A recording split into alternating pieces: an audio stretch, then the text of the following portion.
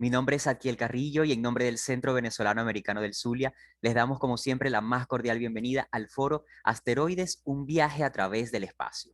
Y es que desde el año 2016, cada 30 de junio, se celebra en todo el mundo el Día Internacional del Asteroide, fecha proclamada por la Asamblea General de la Organización de las Naciones Unidas para conmemorar el evento de Tunguska, una gran explosión ocurrida en Siberia en 1908 que ha sido atribuida a un cometa o a un asteroide. La iniciativa se adoptó a raíz de una propuesta de la Asociación de Exploradores del Espacio, que fue aprobada por la Comisión sobre la Utilización del Espacio Ultraterrestre con fines pacíficos y apoyada por científicos y artistas. Como dato curioso, podemos decir que uno de esos artistas y científicos fue Brian May, el que es popularmente conocido como guitarrista de la banda Queen, quien además es astrofísico, y él fue uno de los precursores de que esta fecha fuera elegida como el Día Internacional del Asteroide. Diversas organizaciones a nivel mundial realizan actividades que permiten crear conciencia sobre la importancia del estudio de estos objetos estelares y CEBAS se une a ellas a través de este evento que cuenta con la participación de 3 invitados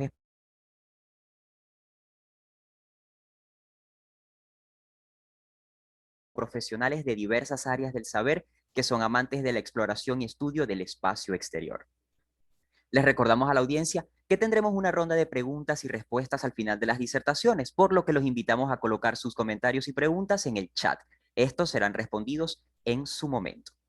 Y bueno, de esta forma damos inicio al evento agradeciendo la participación de este talentoso grupo de profesionales que gustosamente han dedicado de su tiempo para preparar estas presentaciones. A medida que el evento vaya avanzando, nosotros iremos dando a conocer a nuestras prestigiosos ponentes y el tema a desarrollar.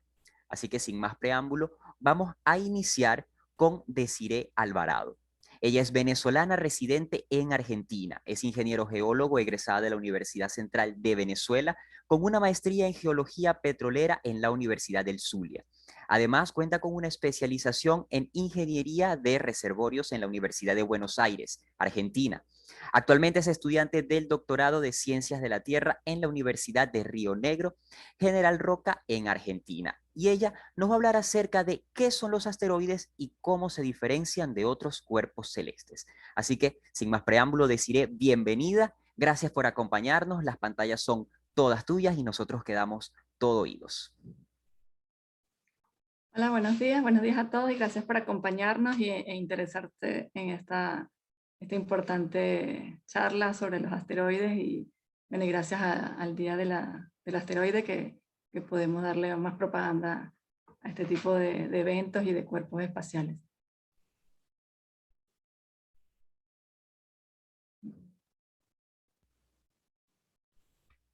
A ver, nos avisa si podemos ver tu Sí, presentación. ¿se ve? No está falta compartirla. ¿Listo? Y bueno, como ya escucharon en la introducción, el 30 de junio se celebra el Día Internacional de los Asteroides. La próxima.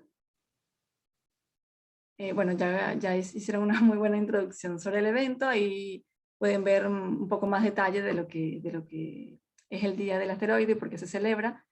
Vemos ya, como ya escucharon, fue más que todo elegido el día por el día de que en 1908 impactó este asteroide o un cometa o este cuerpo espacial en la zona de Tunguska, en Siberia. Vemos una foto exactamente donde está ubicado, en el punto rojo acá a la izquierda. Es una zona muy despoblada por el tipo de clima que se encuentra. Sin embargo, fue un evento muy importante porque para la época todavía hay eh, personas que pudieron registrar ese evento y pudieron dar un registro de lo que sufrieron en esa época, ya que fueron afectados, personas afectadas. Se dice que pudieron haber muerto de 1 a 2 personas por el evento.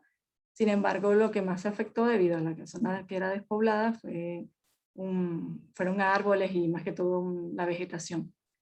Y bueno, como ya comentaron, la Asamblea General de la ONU fue la que dictaminó el 6 de diciembre del 2016 que se celebrara este día en conmemoración. Sin embargo, han habido otros eventos importantes a través de los años. Por ejemplo, hace 66 millones de años hubo un evento que cambió toda nuestro paleoambiente y el cual se estudia actualmente y el cual dio origen a mucha flora y a mucha biota que estamos, y paleofauna que tenemos actualmente. Entonces son eventos muy importantes que han ocurrido a través de la historia y en la que desde 1908 los seres humanos hemos podido ser testigos. Bueno, aquí coloqué la página de donde se puede observar. Fue una iniciativa de la Asociación de Exploradores del Espacio. Vemos una página vemos la página de ellos y el link. Y bueno, quise colocar acá el artículo 10 de la misma asamblea, donde se declara el día, y está en español y accesible en internet.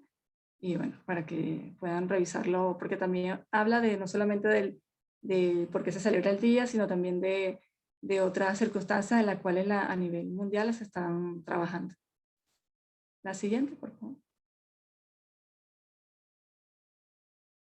Bueno, y también quise acotar que existen además dos entes, que es la Red Internacional de Alerta de Asteroides y también el Grupo Asesor para la Planificación de Misiones Espaciales, en las cuales, la anterior, perdón, en las cuales están dedicadas a lo que es todos los eventos y lo que es la colaboración a nivel internacional sobre la búsqueda, el tratamiento y la investigación de los asteroides en general.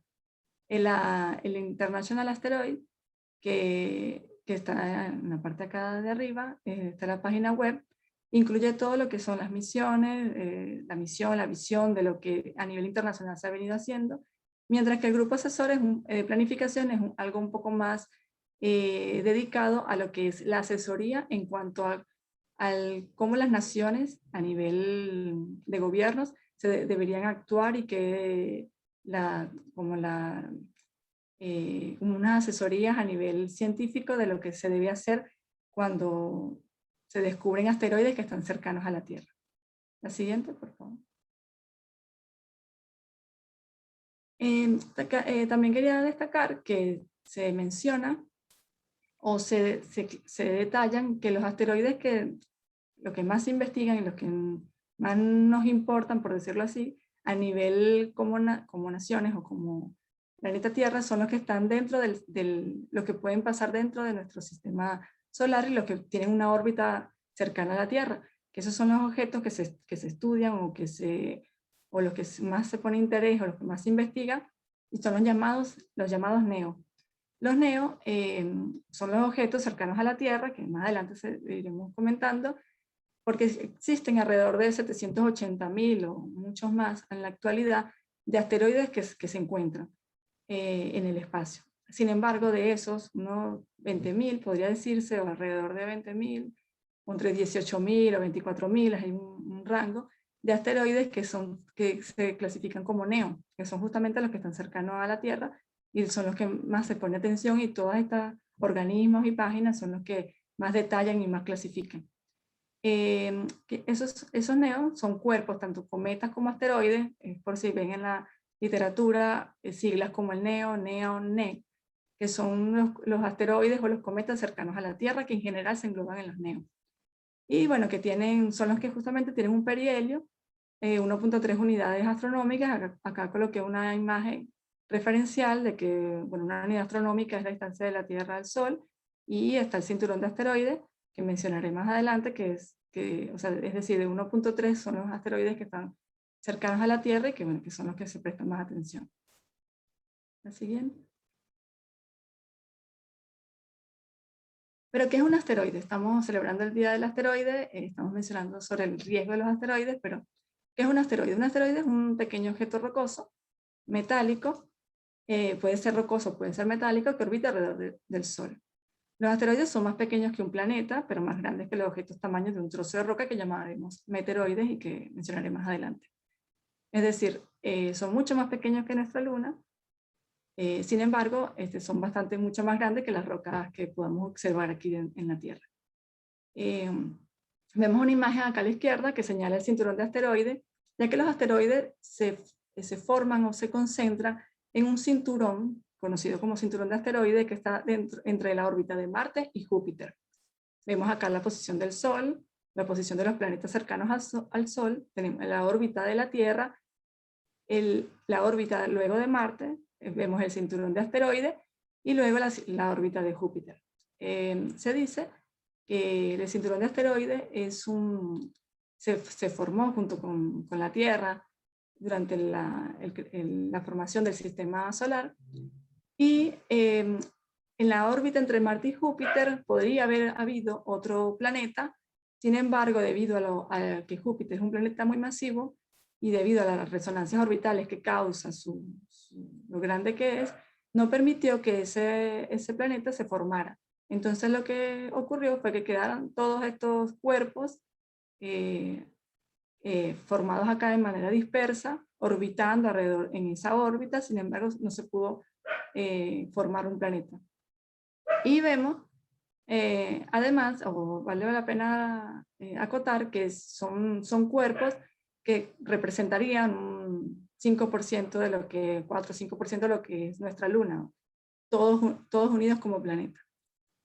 Bueno, vemos acá, lo menciono, que el primer asteroide fue descubierto por el astrónomo italiano en 1810, y este primer asteroide se llamó Ceres, que se le asignó el número 1. Recordemos que actualmente Ceres, debido a la replanificación o redefinición de lo que son planetas y planetas enanos, Ceres pasó a ser un planeta enano. Así como Plutón, recordemos que pasó a ser era un planeta y pasó a ser un planeta enano. Entonces, Ceres, sin embargo, fue el primer cuerpo, uno de los más grandes, que se vio o se descubrió dentro de la órbita entre Marte y Júpiter. Le siguen en la presentación siguiente, la lámina siguiente, le siguen otros cuerpos de menor tamaño. Aquí vemos una lista de los primeros 10 asteroides en cuanto a tamaño y en cuanto a descubrimiento. Vemos una imagen referencial de los tamaños y del 1 al 10 enumerados según el descubrimiento. Vemos a Ceres, que ya sabemos que es un planeta enano, y vemos los siguientes, que seguramente lo hemos escuchado en muchas ocasiones, estos nombres: Juno, Vesta, entre los más conocidos. Y bueno, vemos en orden a tamaño, fíjense los tamaños de Palas. Aquí no aparece Ceres porque bueno, es un planeta enano, pero quise colocar acá entre los asteroides más grandes, de mayor tamaño. Por ejemplo, Palas, que tiene 544 kilómetros, hasta Juno, que tiene 258 kilómetros. Vemos la foto referencial, está la Luna en color gris, que como vemos a 1000 kilómetros, una escala de 1000 kilómetros, y vemos los diferentes cuerpos, entre Ceres, que es el más grande, que es un planeta enano, además que tiene una forma un poco más esférica que los siguientes asteroides, que son los que actualmente tienen el nombre de asteroides como tal, o la clasificación. Bueno, sin embargo, Vesta, que es el cuarto acá en tamaño, bueno, en tamaño en descubrimiento, y vemos su tamaño acá que dice número 4, ya no es un planeta enano, pero está clasificado como un protoplaneta. Vemos además a la izquierda una imagen clara de lo que es, cómo se ubican los asteroides o se agrupan los asteroides en este cinturón, ya que debido a la resonancia orbital que mencioné de Júpiter, por lo masivo que es, su órbita causa una especie de resonancia con respecto a la ubicación de los asteroides. Y bueno, los asteroides por lo general dentro del cinturón tienen unos huecos que se llaman los huecos de Kirby, donde no hay ningún asteroide, no existe ningún cuerpo, debido a que cuando Júpiter pasa alrededor con su órbita y atraviesa una órbita de los asteroides, hace que ningún cuerpo pueda estar en ellos. Entonces, bueno, vemos acá, vemos el semieje mayor, en unidades astronómicas, la ubicación de los asteroides, y bueno, estos huecos que son importantes de conocer. La siguiente.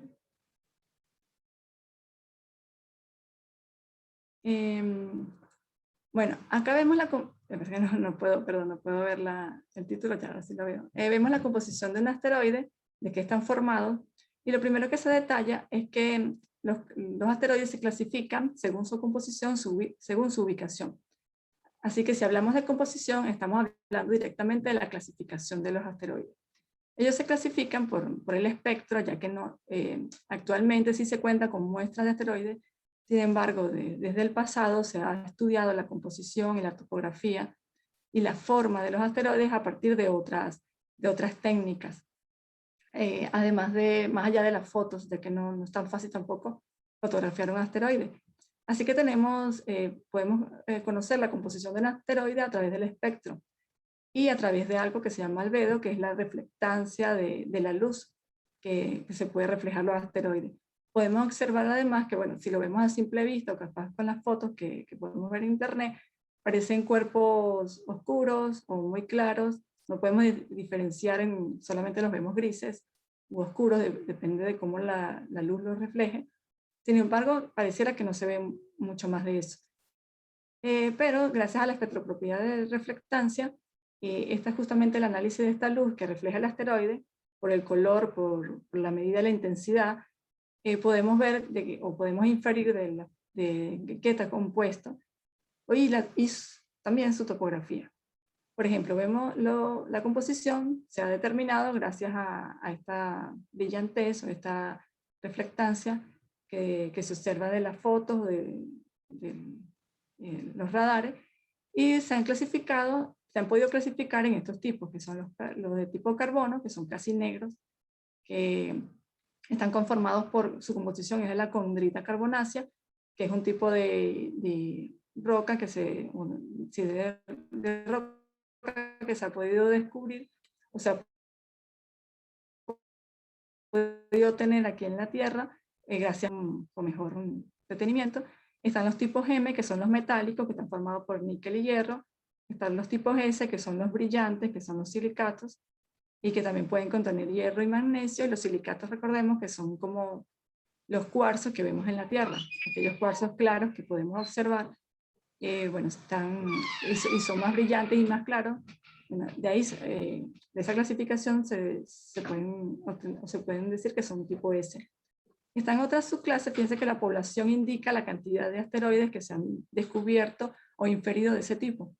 Vemos que la mayoría son de las condritas carbonáceas, que son tipo C, y luego siguen los de tipo S, y en menor proporción los metálicos.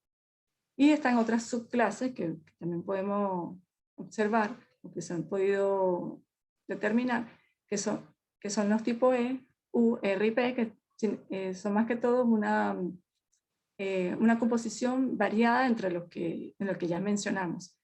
De acá podemos acotar los más importantes, se podría decir. Están los metálicos de hierro y níquel. Son importantes porque estar formados por esta composición nos recuerda o nos hace pensar que pueden ser muy parecidos a lo que es nuestro núcleo de la Tierra.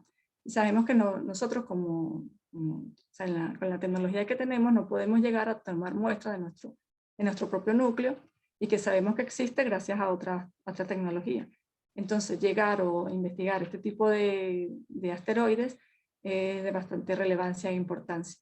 Además, también tenemos los grupos P, que son los silicatos orgánicos, que pueden contener hielo y agua, que también es muy importante estudiar, ya que nos puede dar indicio o referencia de lo que es nuestros orígenes y el origen del agua en nuestro planeta Tierra.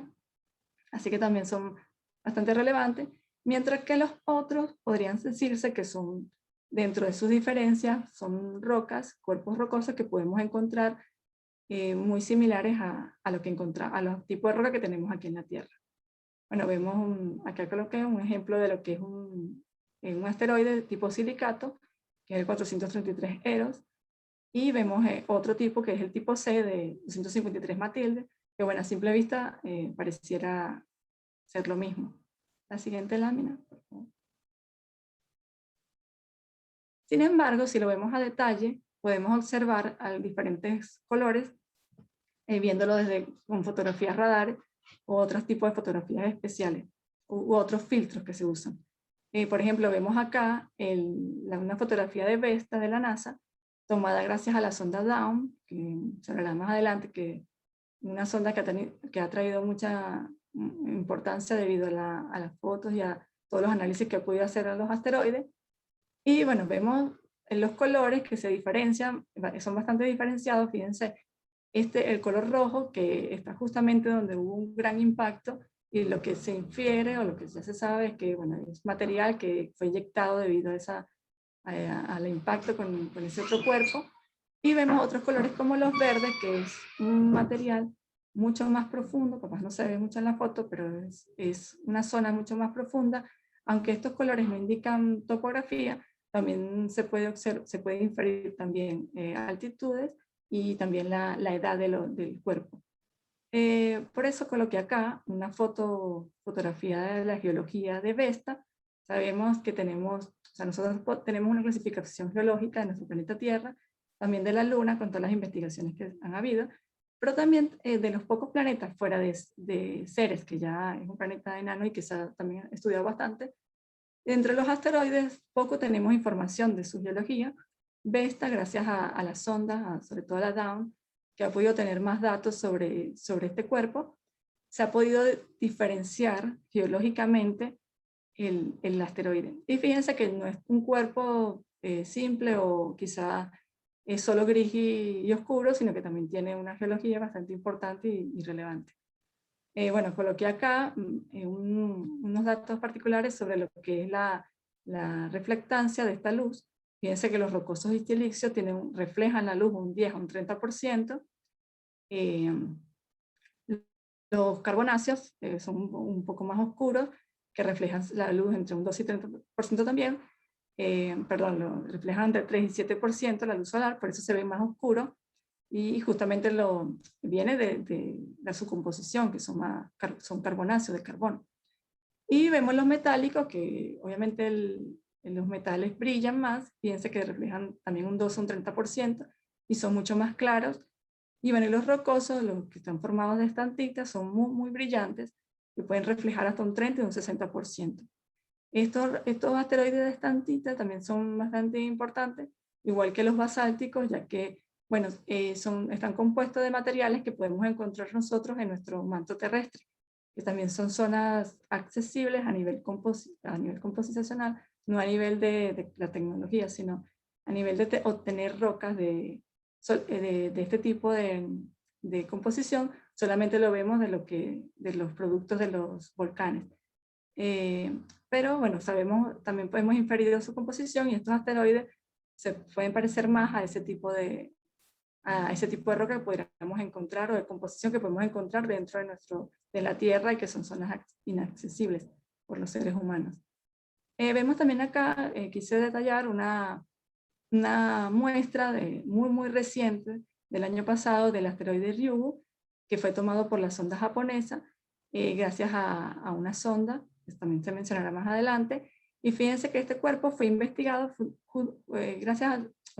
fue importante y de interés por su composición carbonácea, que justamente se quiere tener datos de la parte orgánica que pueden tener este tipo de asteroides, y que ya una sonda pudo haber tomado muestras y pudo traerlas a la Tierra, y justamente y actualmente están en investigación. O sea que más adelante, en los próximos años, vamos a tener más información de lo que es este tipo de asteroides. La próxima. La próxima, por favor. Y bueno, ya hablamos de la composición de los asteroides, que ya les mencioné que se clasifican según su composición o la composición que se ha inferido, pero también tenemos otro tipo de clasificaciones que son importantes e interesantes conocer, que como se pueden clasificar según la posición donde se encuentra en el sistema solar. Fíjense que ya mencioné que la mayoría de los asteroides están dentro del cinturón de asteroides, lo que orbita entre la órbita de Marte y Júpiter, y que tienen una distancia al Sol entre 2 y 3,5 unidades astronómicas. Están los NEA, que son los asteroides cercanos a la Tierra, también que ya se mencionaron, pero mencioné más que todos los objetos cercanos a la Tierra, que son los NEO. Están los troyanos, que se mueven en torno a la órbita de Júpiter. Fíjense que los troyanos están justo dentro de la órbita de Júpiter, y se ubican a una distancia similares alrededor distanciados de Júpiter dentro de su propia órbita. Están los centauros, que se encuentran en la parte exterior del sistema solar, es decir, que no todos los asteroides, como se pensaba antes, están dentro del cinturón de asteroides. Y bueno, están los asteroides orbitantes con la Tierra, que son aquellos que están capturados por la gravedad de la Tierra, orbitando dentro de largos periodos de tiempo. Vemos acá también una imagen de lo que es el Sol, que es el punto amarillo, el cinturón de asteroides, que es el círculo gris que vemos acá. Fíjense que las letras son los planetas, Júpiter, Saturno, Urano y Neptuno. Fíjense que vemos también en la franja verde lo que es el cinturón de Kuiper. Y también tenemos los centauros, que fíjense que son los que están más alejados, que están en la franja azul. La siguiente, por favor. También se clasifican según la excentricidad de la órbita, porque debido, más que todo por las resonancias orbitales con todos los cuerpos que están en el sistema solar, pero sobre todo con la de Júpiter, los asteroides pueden modificar su órbita. En vez de ser circulares, tiene más una órbita elíptica, y según la forma y según la distancia también se pueden clasificar en estos tipos, que están los amores, que son los asteroides, o amor, también se encuentra en la literatura, que son los asteroides que cruzan la órbita de Marte, pero no la terrestre, y toman su nombre de asteroides, de un asteroide nombrado como 1220 Amor, y que es una roca de 1 kilómetro de diámetro. Vemos acá una representación de lo que es la órbita de Amor, de justamente ese asteroide. La azul, para que tengan una idea, la azul es la órbita de la Tierra, la roja es la órbita de Marte, y fíjense la órbita de Amor en un color más claro, que cómo sería o cómo pasa entre la Tierra y la órbita de Marte. Están los Apolos, que son los asteroides que pueden cruzar las órbitas de Marte, la Tierra y de Venus y hasta Mercurio, y toman su nombre del asteroide 1862. Fíjense acá, que puede atravesar casi todas las órbitas, tanto de la Tierra como de Marte. Justamente, el adelante, por favor. Justamente estas órbitas, como se podrán dar cuenta, son muy importantes para estudiar los NEO, porque son justamente los asteroides que pueden acercarse cuando su eje menor pasa más cercano al Sol, y pueden acercarse o cruzar la órbita de la Tierra. Están por otra parte los hatones, que son los asteroides que cruzan la órbita terrestre y la de Venus, pero no la de Marte. Y son difíciles de descubrir porque normalmente están cerca del Sol. Bueno, acá pueden chocar contra la Tierra, y toman su nombre del asteroide de roca 2062, que es Hatón. También tiene 1 kilómetro de diámetro y es bastante esférico. Y los Hatiras, que son los asteroides que no cruzan la órbita terrestre y que siempre se encuentran más cercanos al Sol que ella. Fíjense acá la órbita mucho más pequeña de la que vimos anteriormente. Y las órbitas de Hatones, que son un poco más circulares y que, bueno, que atraviesan prácticamente todas las órbitas de nuestro sistema solar interno. La siguiente, por favor. Por otra parte, vemos que ya vimos esta imagen, que son cómo se agrupan en unidades astronómicas los asteroides, y vemos estos huecos de Kirkwood, que ya mencionamos, que los causa la resonancia orbital con Júpiter. Sin embargo, es importante saber que también hemos visto que estos asteroides por ejemplo, el Vesta, el Ceres, el planeta enano Ceres y otros, viajan, no están solos o no viajan solos, sino también viajan, como se ve acá, unas sombras, que son las agrupaciones de otros cuerpos mucho más pequeños que viajan en la misma órbita, es decir, viajan unidos a estos asteroides. Obviamente, como se mencionó, estos cuerpos, algunos podrían haber sido planetas, pero debido a las resonancias orbitales no pudieron formarse como tales. La siguiente. Pero sabemos que hemos escuchado otro tipo de nombres o nomenclaturas, más allá de los asteroides, como los cometas, los meteoroides, meteoros y meteoritos, que lo hemos confundido. A veces se presta a confusión. Ya hemos hablado de los asteroides, sin embargo, fíjense en esta imagen, que es bastante representativa, dónde se podrían ubicar, cómo se podrían ver, y en la distancia a la que se podrían ver con respecto a la Tierra. Vemos la Tierra, observamos la atmósfera, que es la parte azul. Podemos ver que los meteoritos, comenzaré más adelante, pero los meteoritos son justamente los que tocan la corteza terrestre. Vemos los meteoros y los bólidos, que lo hemos visto muchas veces, tanto en la literatura como también nosotros cuando vemos las lluvias de estrellas, a las que llamamos lluvias de estrellas, que en realidad no son estrellas, sino estos meteoros o bólidos, que depende de lo brillante que sean, pueden ser bólidos muy brillantes y muy grandes, o meteoros menos brillantes y menos visualmente menos atractivos. Están los meteoroides y los cometas y los asteroides. Pero ¿qué son los cometas? Fíjense que se ven bastante diferentes a los asteroides, sin embargo, composicionalmente pueden parecerse. Bueno, los cometas también orbitan alrededor del Sol, igual que los asteroides, pero están formados esencialmente de hielo de agua, dióxido de carbono y amoníaco, a diferencia de los asteroides que son prácticamente rocosos. Y también los cometas pueden tener ese compuesto rocoso, pero mezclado con el hielo. Y bueno, y lo más que es diferencial que se puede ver de los cometas con respecto a los asteroides es que sabemos que los cometas contienen una cola, bueno, realmente dos colas, que son una cola de polvo y otra de plasma, que es gas ionizado. Se puede ver un cometa incluso cuando está muy lejos de la Tierra, que se han visto, fíjense esta imagen del cometa CD 2006P1, que es McNaught, tomado desde Australia. Fíjense que esto es una foto real vista desde la Tierra. Sin embargo, los asteroides no se pueden ver a menos que estén dentro de nuestra atmósfera.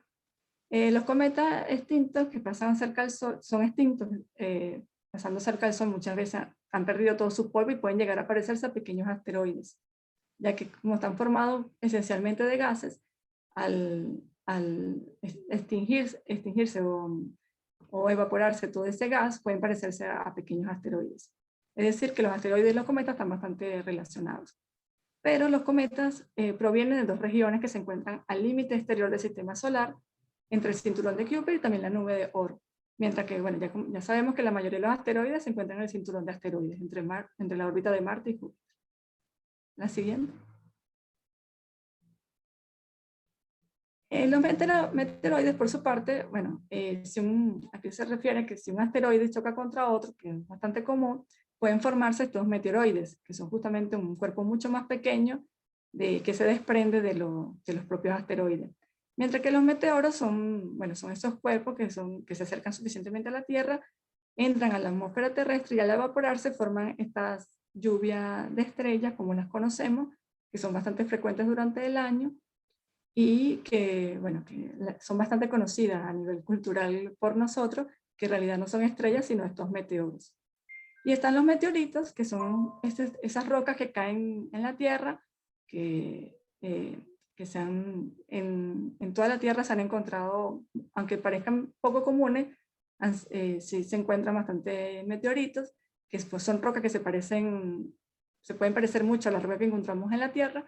Sin embargo, con un ojo un ojo que conozca la diferencia entre las rocas terrestres y las rocas espaciales, puede diferenciar en cualquier parte de la Tierra una roca que no sea de origen terrestre, sino que sea de origen espacial.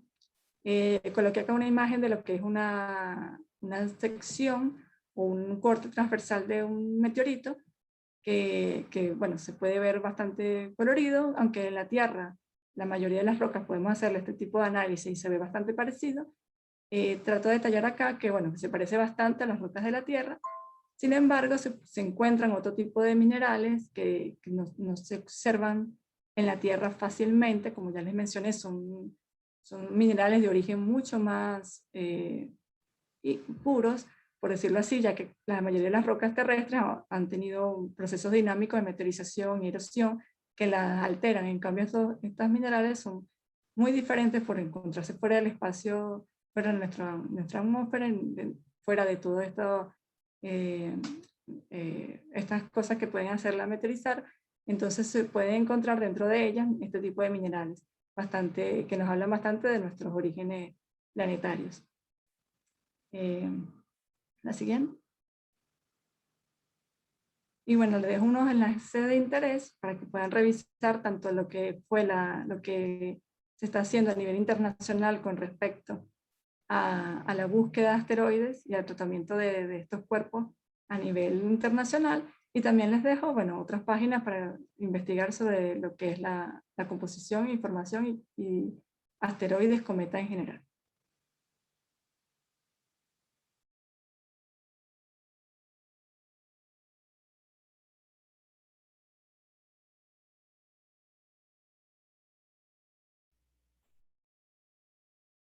Desiree, muchísimas gracias por esa información. Creo que sirve de una introducción perfecta para adentrarnos en este mundo de los asteroides. Excelente información clasificada en todo lo que comprende este maravilloso mundo, desde su definición hasta su clasificación y cómo diferenciar asteroides de meteoroides que podemos pensar comúnmente que pueden tratarse de lo mismo cuando en realidad tienen diferencias muy marcadas, y todo este tipo de información es muy útil para poder diferenciarlo. Además, también resaltar el hecho de que los grandes científicos están haciendo experimentos o investigaciones con los asteroides precisamente para encontrar ciertas similitudes con la Tierra y poder descubrir cosas que quizás desde acá no se puedan descubrir. Entonces, eso también es algo muy interesante a tener en cuenta. Muchísimas gracias por toda esa información.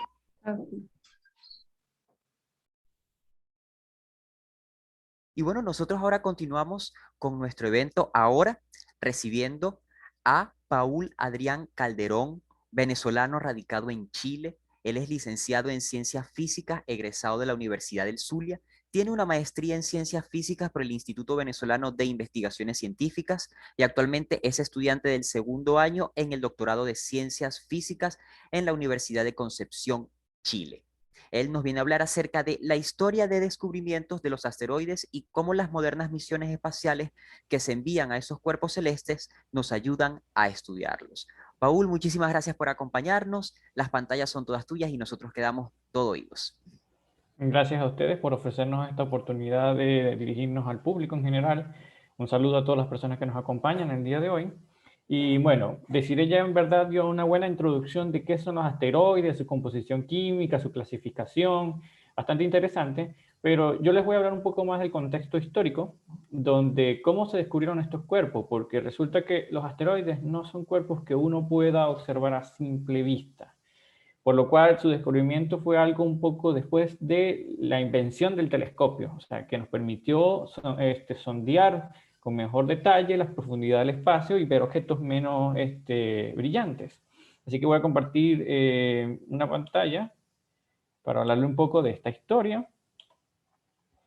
¿Me avisan si la ven? ¿La ven? Perfecto. Perfecto, Ya. se ve muy bien.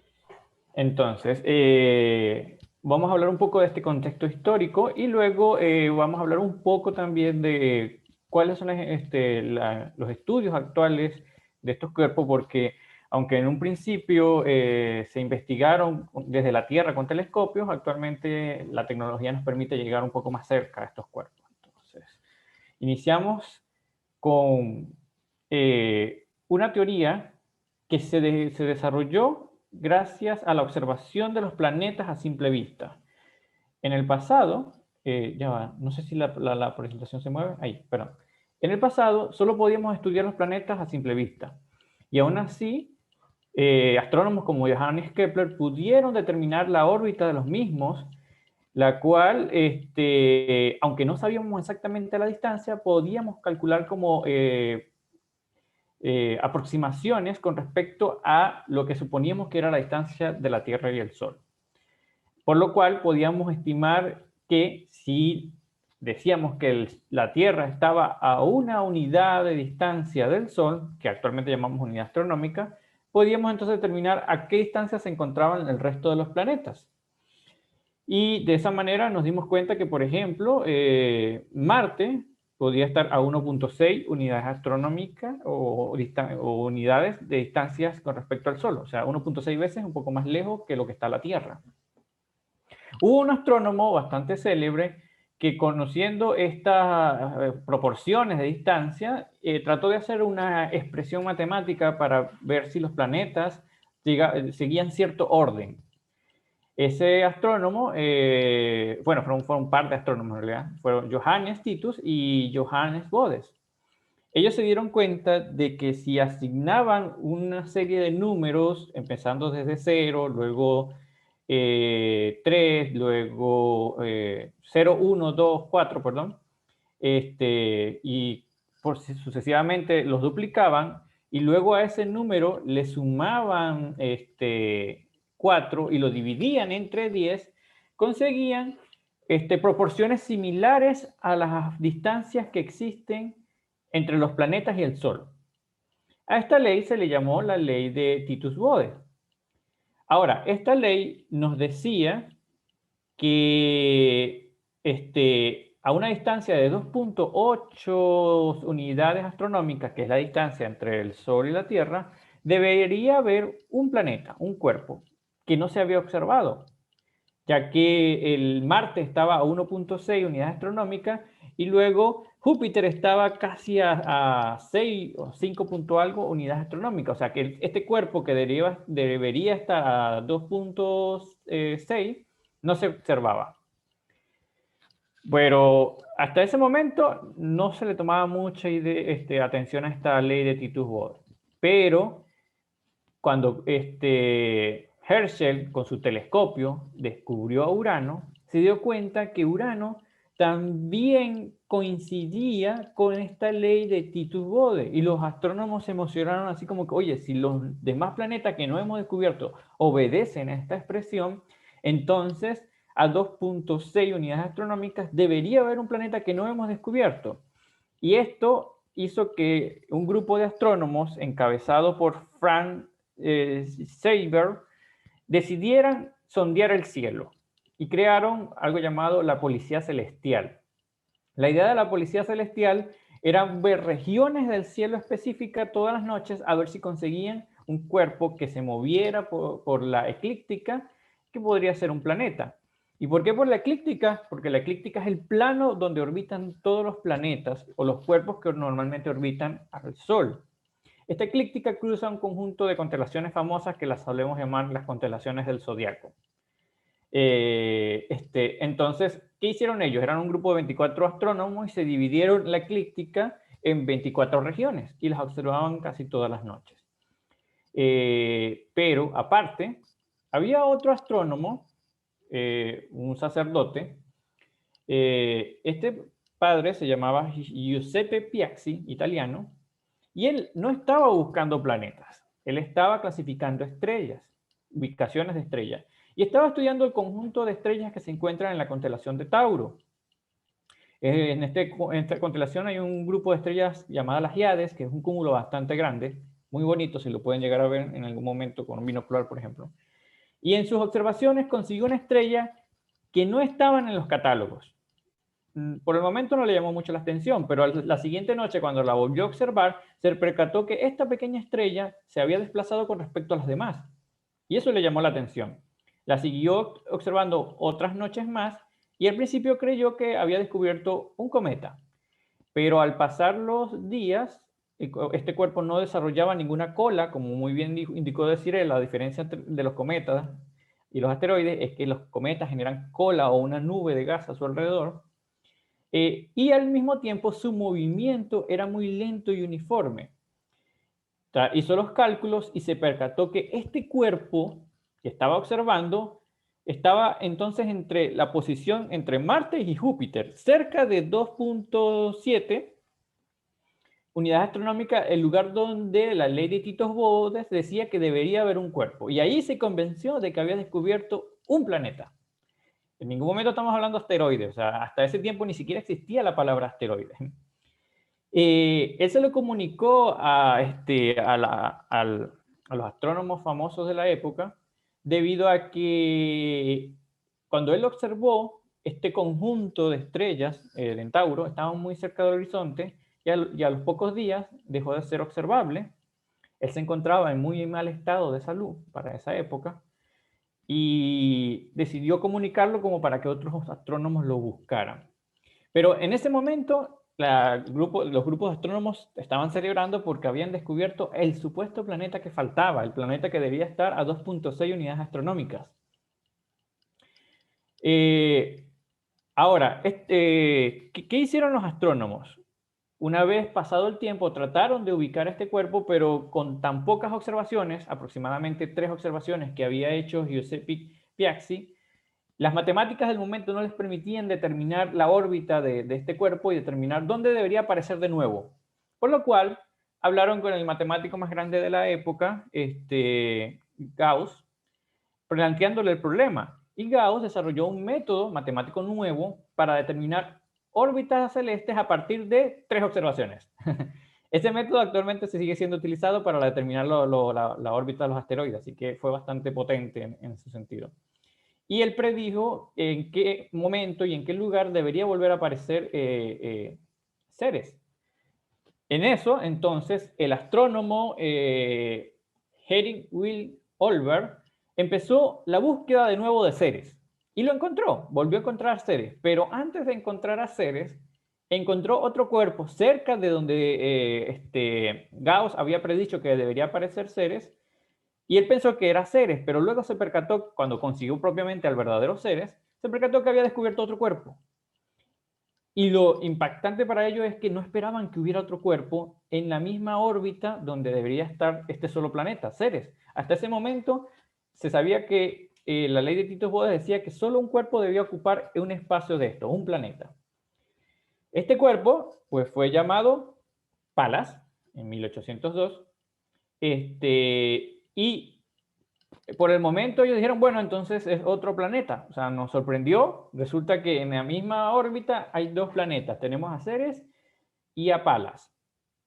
Herschel, gran astrónomo de la época, se sintió como que sorprendido por esto y decidió observar estos cuerpos con sus telescopios que eran más potentes que los de los astrónomos de la época.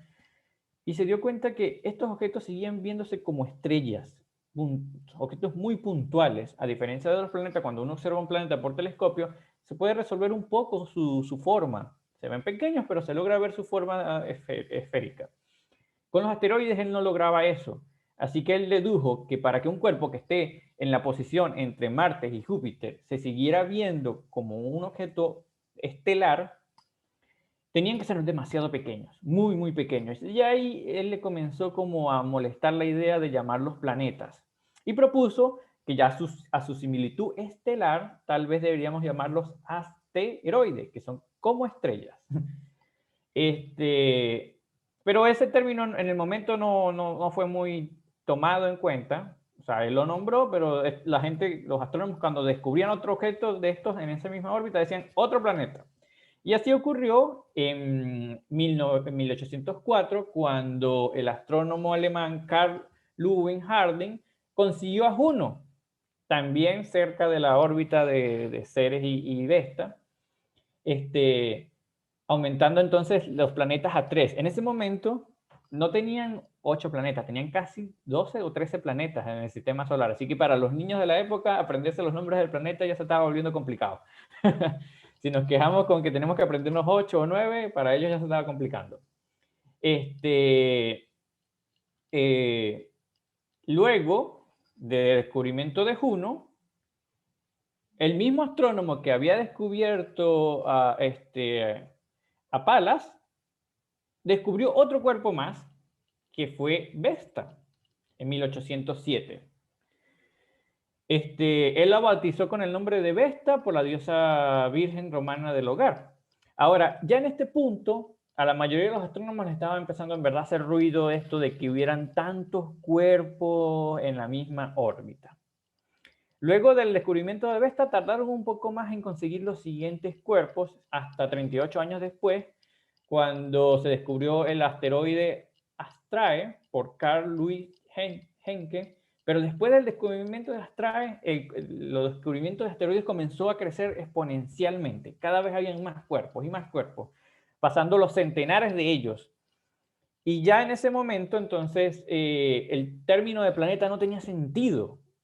Y recogieron la idea de Herschel, de decir, bueno, estos cuerpos son como estrellas, o sea, se ven en el telescopio como una estrella, deben llamarlos asteroides.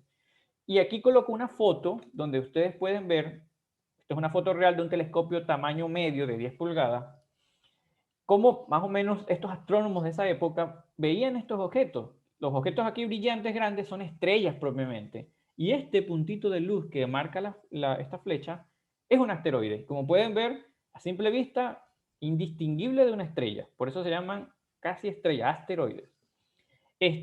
¿Cómo lo distinguían? Pues al observar noche tras noche, este puntito se iba desplazando, moviendo. Lo que nos revelaba que en realidad se encontraba dentro de nuestro sistema solar, orbitando al Sol, y no era una estrella lejana. Actualmente ya hay casi 21.000 de estos asteroides con nombres, clasificados con nombres, y cerca de 900.000 descubiertos preliminarmente. Pero se estima que sobrepasan el 1.000.000 de ellos, o sea, incluso hasta más del 1.000.000 posiblemente. Pero solo 33 de estos cuerpos superan los 200 kilómetros, así que la mayoría son demasiado pequeños. Ahora, una vez que los astrónomos se percataron de que hay tantos cuerpos como estos en la órbita entre Marte y Júpiter, comenzaron a preguntarse, ¿y qué pasó entonces con el planeta que debería estar ahí? Comenzaron a surgir teorías de que posiblemente el planeta que estaba ahí, por un impacto o una explosión interna, se volvió pedazos y lo que estábamos viendo eran los pedazos de este planeta moribundo. Pero esa teoría cayó rápidamente porque cuando calculas la masa total de estos asteroides, te das cuenta que es un 4% de la masa de la Luna. O sea, ni siquiera tiene masa para formar una luna, así que no podría haber sido un planeta. Y ahí surgió la nueva teoría que ya muy bien Desiree nos indicó, que el culpable era Júpiter. Júpiter, con su gran gravedad, perturba cualquier objeto que esté entre Marte y él, al punto de que lo acelera o desacelera tanto que hace que en vez de juntarse, hace que colisionen entre ellos, haciendo que más bien se estén partiendo constantemente, causando un cinturón, este cinturón de asteroides que está entre la órbita de ellos dos. Cuando Desiree hablaba que la resonancia de Júpiter afectaba, la resonancia tiene que ver más con las velocidades de las órbitas de los cuerpos. Por ejemplo, una resonancia 4-1 con Júpiter quiere decir que un asteroide da 4 órbitas al Sol, mientras Júpiter da una. Esas resonancias lo que hace es que cualquier cuerpo que entre en resonancia con Júpiter comience como a oscilar y en cierto momento alcanza suficiente velocidad como para ser expulsado del cinturón, fuera del cinturón o hacia adentro del sistema solar, hacia el Sol o los planetas internos. Así que Júpiter, de cierto modo, comenzó a barrer la mayoría de estos cuerpos. Y modelos computacionales nos muestran que en el inicio del sistema solar, el cinturón de asteroides tenía masa suficiente para formar un planeta tipo Marte o Tierra. Pero Júpiter expulsó casi todo el material y actualmente el material que hay es casi el 1% o menos, 0.04% la masa de la Tierra. O sea, ni siquiera da para formar una luna, como dijimos. Así que lo que vemos ahora es solo los residuos de lo que originalmente había ahí en el cinturón de asteroides. Cabe destacar, Desiree también explicó que el cinturón de asteroides no es el único lugar que tiene asteroides. Júpiter también tiene asteroides que lo persiguen, llamados troyanos, y sobre la órbita de Júpiter, más allá de las órbitas de Júpiter también es asteroide, y dentro de las órbitas de planetas internos también es asteroide. Solo que el cinturón de asteroides es como la región poblada que tenemos más cercana. Aún así, aunque estos dibujos que están acá, que nos muestran el cinturón de asteroides, se ve como muy poblado, y las películas nos dicen que cuando atravesamos el cinturón de asteroides estamos como que atravesando un montón de rocas que nos chocan. La distancia que hay entre estos objetos es enorme, porque el volumen que estamos viendo aquí son miles de kilómetros, así que en realidad la distancia entre un asteroide y otro son enormes, y si atravesáramos el cinturón de asteroides, la probabilidad de conseguirnos uno es muy baja.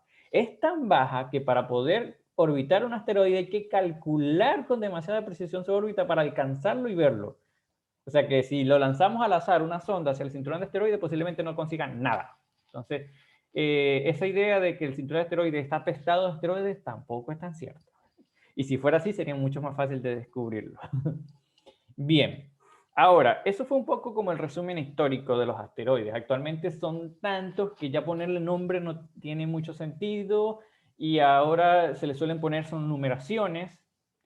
Y a veces, cuando ya está muy bien determinado la órbita del objeto, se le da la oportunidad al descubridor de darle nombre. Así que incluso hay varios asteroides que tienen nombres que tienen que ver con nuestro país, uno llamado Caracas, uno llamado Mérida, algunos llamados Bolívar, así que pueden buscar en la literatura y van a ver que ahí están asteroides que tienen que ver con nuestra historia. Bien, pero una vez que ya los descubrimos, ¿el interés descayó? Pues la verdad no.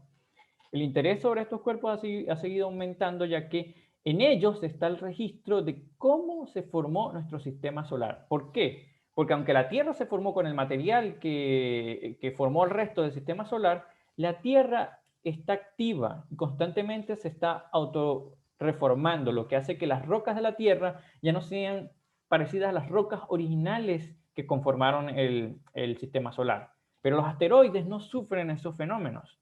Los asteroides están casi que congelados allá, o sea, preservados perfectamente. Y si queremos entender cómo era la composición química del sistema solar original, los asteroides tienen la clave.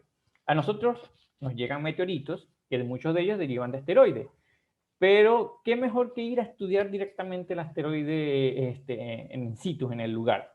Por eso, con la llegada de las misiones espaciales, las agencias espaciales decidieron, hey, enviemos sondas a estudiar estos cuerpos. Y comenzaron a subir algunas misiones. Son muchas misiones. Yo lo que hice fue tomé una tabla que Desiree me pasó, que es una tabla de misiones resumida. Esta tabla también la pueden conseguir incluso en Wikipedia. Nos muestra en el orden de lanzamiento, por año de lanzamiento, las misiones que se acercaron a estos cuerpos. Las primeras misiones en realidad no tenían como objetivo estudiar los asteroides. Las primeras misiones querían estudiar los planetas externos, Júpiter, Saturno. Pero por casualidad o por tal vez intención, hicieron que la órbita de esta sonda pasara cerca de algunos de estos cuerpos y mientras lo sobrevolaba, le tomaron algunas fotos o algunas mediciones. Normalmente, ¿qué hacen las sondas con los asteroides? Pues suelen llevar cámaras para fotografiar estos cuerpos, suelen llevar espectrógrafos que se utilizan para estudiar la composición química a través de la luz que reflejan estos cuerpos, como muy bien dijo Desiree y nos explicó cómo era la clasificación de los asteroides debido a sus observaciones espectrales. Pueden llevar radares que lo que hacen es que rebotan ondas de radio sobre el cuerpo y eso nos da como que un mejor detalle de la superficie del asteroide, y al mismo tiempo pueden orbitar el asteroide y estudiando cómo la órbita del satélite se está afectando, puedes determinar gravitacionalmente la masa del cuerpo, la densidad del cuerpo. Entonces, estas misiones suelen hacer estudios de ese estilo muy parecidos todos. Así que bueno, la primera misión que sobrevoló un objeto de esto fue el orbitador Galileo, y sobrevoló al asteroide Gaspra. La misión era para Júpiter. Luego los siguientes satélites también eran sobrevuelos porque iban para otros planetas, pero el primero que orbitó un asteroide propiamente fue la sonda NEAR al asteroide Eros en 1996. Pero esta misión falló. Lamentablemente fue un fracaso, no se logró. Así que el siguiente en lograr una órbita exitosa fue el satélite, otra vez NEAR, en el 96, de nuevo con Eros. Y esta vez sí lo logró como que orbitar este cuerpo y tuvimos como que las primeras imágenes más cercanas de un asteroide. Luego de estos, las otras misiones, como que hubieron muchas otras misiones que sí sobrevolaron estos cuerpos. Hay varias. Está la misión Stardust, Hayabusa. La Hayabusa es bastante importante, Hayabusa 1, porque es una misión, primero, de otra agencia espacial, la Agencia Espacial JAXA japonesa, y segundo, fue la primera en lograr traer muestras de un asteroide a la Tierra. Entonces, Hayabusa como que nos abrió la posibilidad de por fin de tener muestras que estudiaran en un laboratorio aquí terrestre. Y nos reveló que estas rocas, bueno, eran bastante parecidas a las rocas terrestres y a los meteoritos que observamos, y que, bueno, estos cuerpos están conformados principalmente por silicatos, carbonos, y como muy bien Desiree explicó su composición química. Luego de Hayabusa, la otra misión bastante importante son misiones muy recientes, misiones que incluso actualmente están trabajando. Y de estas dos me voy a concentrar en dos, que también pertenece a la japonesa, a la misión Osiris-Rex de la NASA. Hayabusa 2 está visitando al asteroide, o visitó el asteroide Ryu, y Osiris-Rex visitó al asteroide Venus. Estas misiones, cada una de ellas tiene sus peculiaridades. Y voy primero con Hayabusa 2. Hayabusa 2 tiene como 6 años ya en misión, o sea, no es que salió hace poco, ya tiene rato en eso. Ya esta sonda orbitó al asteroide con espectroscopía, cámaras, radar, todos estos equipos a este asteroide, pero tenía un objetivo específico y era hacer algo similar a su antecesora, la Hayabusa 1, y es recoger muestras de la superficie. Básicamente, esta sonda se acerca a la superficie, toca la superficie y con una especie de brazo que tiene un recolector, toma muestra del asteroide, luego se aleja del asteroide y esta sonda comienza su viaje de regreso a la Tierra. Y cercano a la Tierra suelta un dispositivo, una cápsula, que luego ingresa a la atmósfera y es recogida. Estas muestras ya llegaron, se fueron recogidas en un desierto australiano y actualmente se encuentra ya en laboratorios en Japón siendo estudiadas. Una parte de la muestra se dividió con la NASA porque Hayabusa 2 también era una colaboración con la NASA.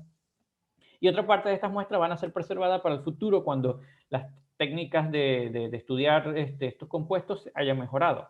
Así que ya Hayabusa 2 contribuyó grandemente en su misión, pero aún así la agencia JAXA decidió que no iban a detener la misión y lo enviaron en una nueva extensión de su misión de 10 años a estudiar 2 asteroides más. Así que pronto posiblemente vuelven a escuchar noticias de Hayabusa 2 cuando alcance su próximo objetivo, el siguiente asteroide.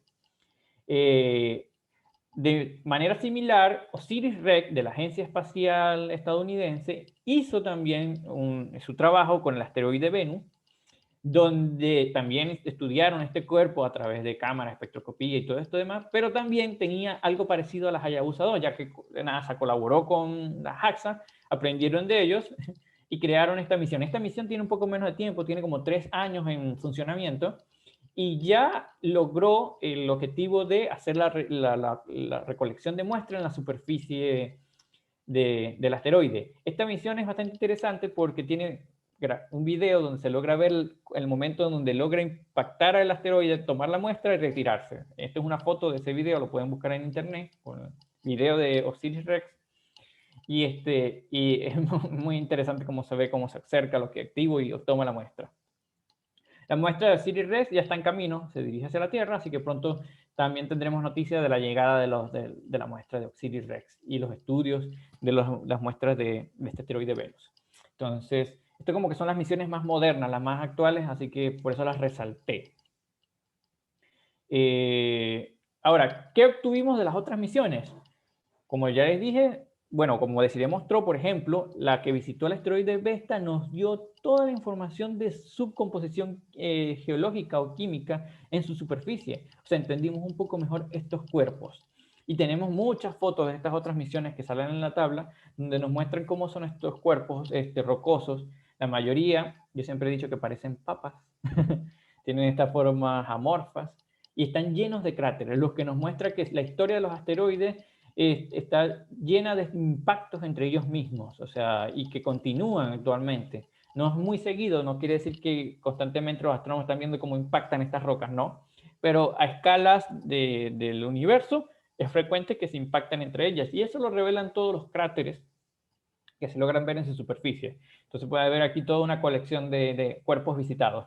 Hay uno que no es asteroide, que lo pueden ver acá, que es el cometa Halley, pero igual lo agregaron entre las fotos y se nota que es cometa porque pueden ver que hay cierta capa de gas sobre él que está sublimando. Así que eso es lo que diferencia un cometa de un asteroide. Se parecen en la superficie, pero los cometas subliman o expulsan gases debido al calor del Sol, que hace que estos gases se expulsen. Ahora, aquí se ven de todo tamaño, pero vamos a compararlo con la Luna. Y esto es una comparación. Aquí tenemos a la Luna, nuestra Luna. Al lado tendríamos a Plutón en escala, el planeta Plutón, que ya no es planeta, sino que ahora es planeta enano. Tenemos luego a Ceres, que en teoría era el primer asteroide descubierto, y luego a Vesta. Pero ¿qué pasó?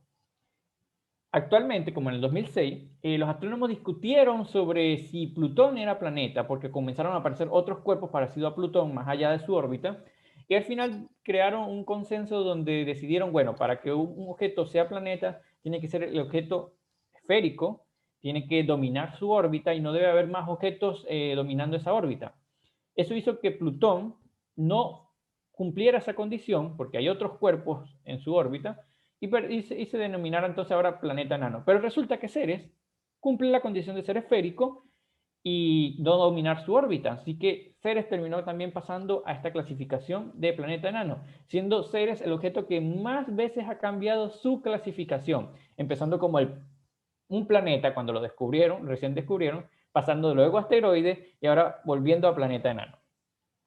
Y de este modo Vesta quedó como un asteroide por ahora. Todavía se discute si es asteroide o no, pero por ahora es asteroide. Si comparamos, este es Vesta, ahora aquí esta foto de al lado es Vesta de nuevo, pero con un zoom, hicimos un zoom a Vesta. Y comparado con Vesta, están el resto de los otros asteroides que se conocen y se pueden dar cuenta que son bastante pequeños. O sea que incluso si agrupamos todos estos cuerpos, todos los asteroides junto a Vesta, ni siquiera llegamos al tamaño de Ceres y mucho menos al tamaño de la Luna. Así que son cuerpos bastante pequeños y así que son muchos, pero muy pequeños y por eso son difíciles de descubrir. O sea, entre más pequeños, menos luz reflejan y se requieren telescopios más potentes o tiempo de exposición más prolongado para poder descubrirlo. De ahí la importancia de invertir en el desarrollo de estos equipos o observatorios que buscan asteroides. Por último, bueno, eso era lo que quería traerles y agradecerles por el espacio que nos conceden para hablar de estos temas.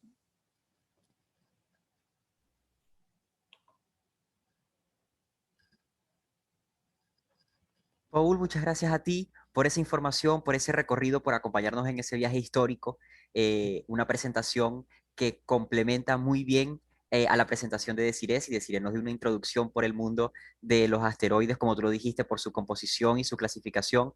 Tú nos diste un extraordinario recorrido por todo ese proceso histórico desde el primero descubierto y cómo fue ese proceso para llegar hasta los tiempos actuales y esas investigaciones que se realizan actualmente. Estoy seguro que todos estaremos pendientes de qué nuevos descubrimientos se realizan en materia espacial, estos temas que resultan tan interesantes. Así que Gracias a muchas ustedes. gracias por ese recorrido histórico.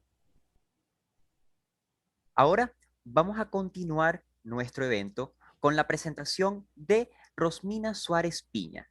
Ella es venezolana, licenciada en Comunicación Social, egresada de la Universidad del Zulia, es editora y productora general de contenido informativo sobre periodismo y ciencias del espacio. Ella nos viene a hablar acerca de los asteroides potencialmente peligrosos según las noticias, cómo consultar la data del Centro de Objetos Cercanos a la Tierra y saber si una noticia sobre asteroides es falsa. Así que, Rosmina, muchísimas gracias por acompañarnos. Las pantallas son todas tuyas y nosotros quedamos todos vivos.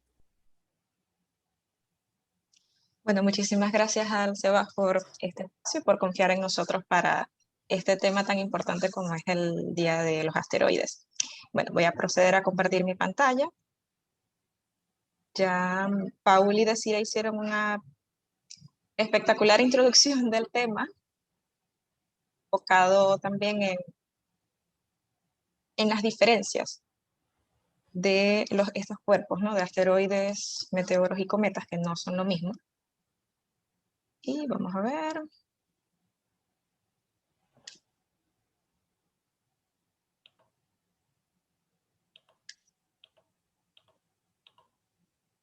¿Se ve completa allá o hay que Todavía no ampliarlo? se ve en pantalla completa.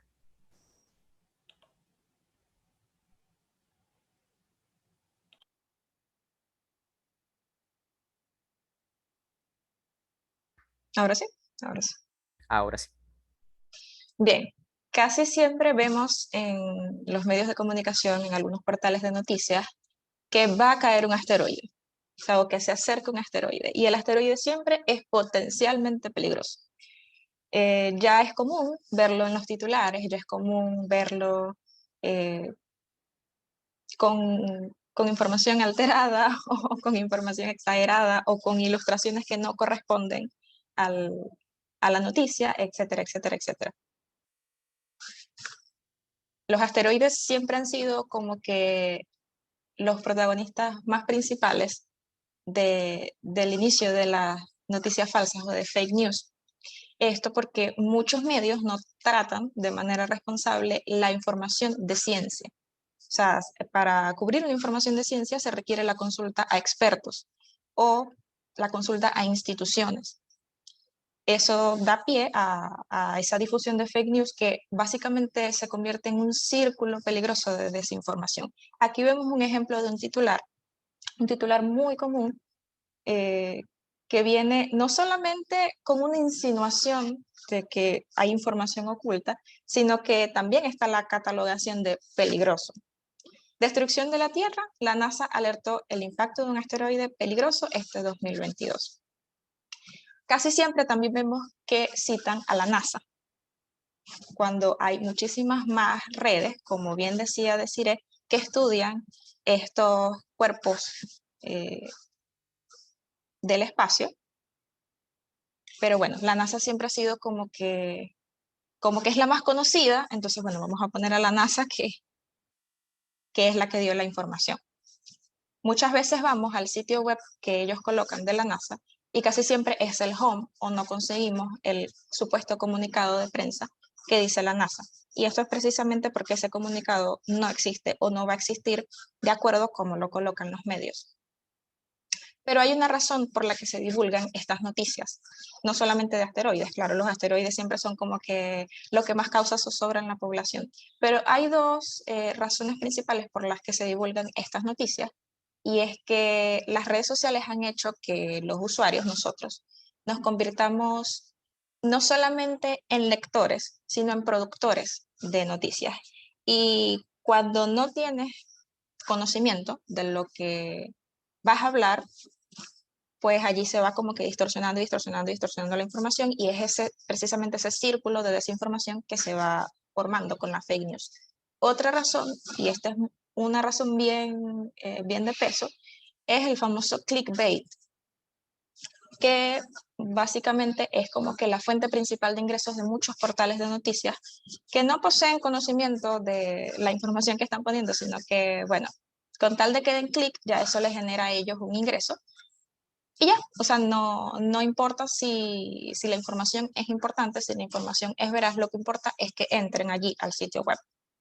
Y bueno, ya ahí los asteroides son como que el gancho para que la gente entre y como que bueno, si se decepcionan de la información, no importa, si el asteroide es falso, no importa, pero entraron al sitio web y le generó ingresos a ese medio o ese portal de noticias. Las fake news de asteroides son las que más se difunden con frecuencia.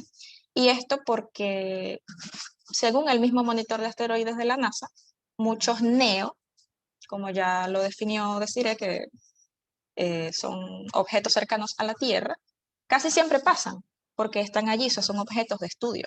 Pero muchos no tienen el riesgo de impacto, y eso es lo que siempre enfoca la NASA o el Centro de Estudios de NEOS o la Red Internacional de Asteroides. Y otra de las razones principales por las que específicamente las fake news de asteroides se difunden es esa, la no consulta de fuentes verificadas y el clickbait, que le genera ingresos a los medios de comunicación. Aquí hay varias herramientas que les pueden servir para saber si un asteroide es falso o no va a caer, porque ya es muy común pues que lo veamos en las noticias. Y una de ellas es desconfiar de los títulos grandes y en mayúsculas. Casi siempre vamos a ver el título en exclamación o en signos de interrogación, como lo veíamos en la primera lámina, o una insinuación de alguna interrogante. Y, o sea, casi siempre va a llevar como que un adjetivo, que casi siempre es potencialmente peligroso, en el enunciado, en el titular. Otra cosa que se puede hacer es analizar el medio de comunicación o el portal de noticias a través de la sección About o Sobre. O sea, si esa sección está vacía o no posee información clara de lo que hace el medio de comunicación o de dónde saca la información, pues allí hay una buena razón para desconfiar, porque no tienen como que el control de la información que ellos están aportando.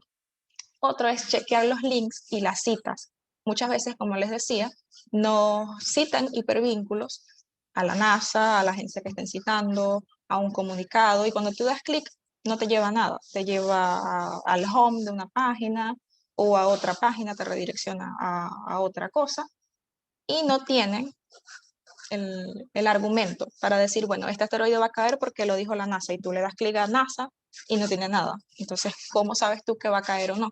O cómo, más bien, el medio de comunicación va a tener la noticia primero que la agencia, la institución que monitorea los asteroides. Otra, bien importante, es encontrar una fuente local y consultar a esa fuente. En Venezuela, por ejemplo, todavía hay fuentes de información confiables, y no solamente hablo de instituciones, sino también de expertos. Una de las cosas de las que más se excusan los medios de comunicación es la falta de periodistas especializados. Pero también tenemos, por ejemplo, el contrapeso del código de ética del periodista venezolano, que dice que hasta que tú no tengas todos los matices de la información y que te permita que esa información sea veraz y que tú puedas publicarla, no puedes publicar hasta que no verifiques todos los detalles. Y eso no lo están haciendo los medios. Entonces no es la excusa que no haya periodistas de ciencia, es que no estás cumpliendo con ese código que lo debe llevar cada periodista, así como un código de medicina o, u otro código de ética, ¿no? Que tú lo llevas y tú lo cumples porque es tu compromiso con tu carrera. Otra bien importante es aplicar la búsqueda inversa de imágenes en Google. Muchas veces vemos imágenes o ilustraciones que casi siempre es la misma noticia con la misma imagen, ¿no? O sea, como que va a caer un asteroide el lunes y es una imagen. Ah, no, pero va a caer un asteroide el próximo martes y es la misma imagen. Tampoco te dicen si es ilustración. Entonces tú vas, agarras esa imagen y la arrastras al buscador de Google, y Google te dice de dónde salió esa imagen, quién la hizo, el autor, si es ilustración, cuándo salió, etcétera, etcétera, etcétera.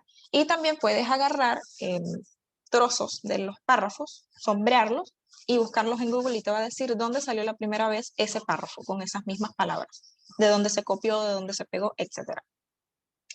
Y como resalto acá abajo, prestar atención a los detalles es clave al momento de verificar una noticia, porque si no, vamos a compartir y compartir y compartir y compartir, y al final el asteroide no va a caer, y cuando venga una noticia realmente relevante o que sea verdad, pues no le vamos a prestar atención.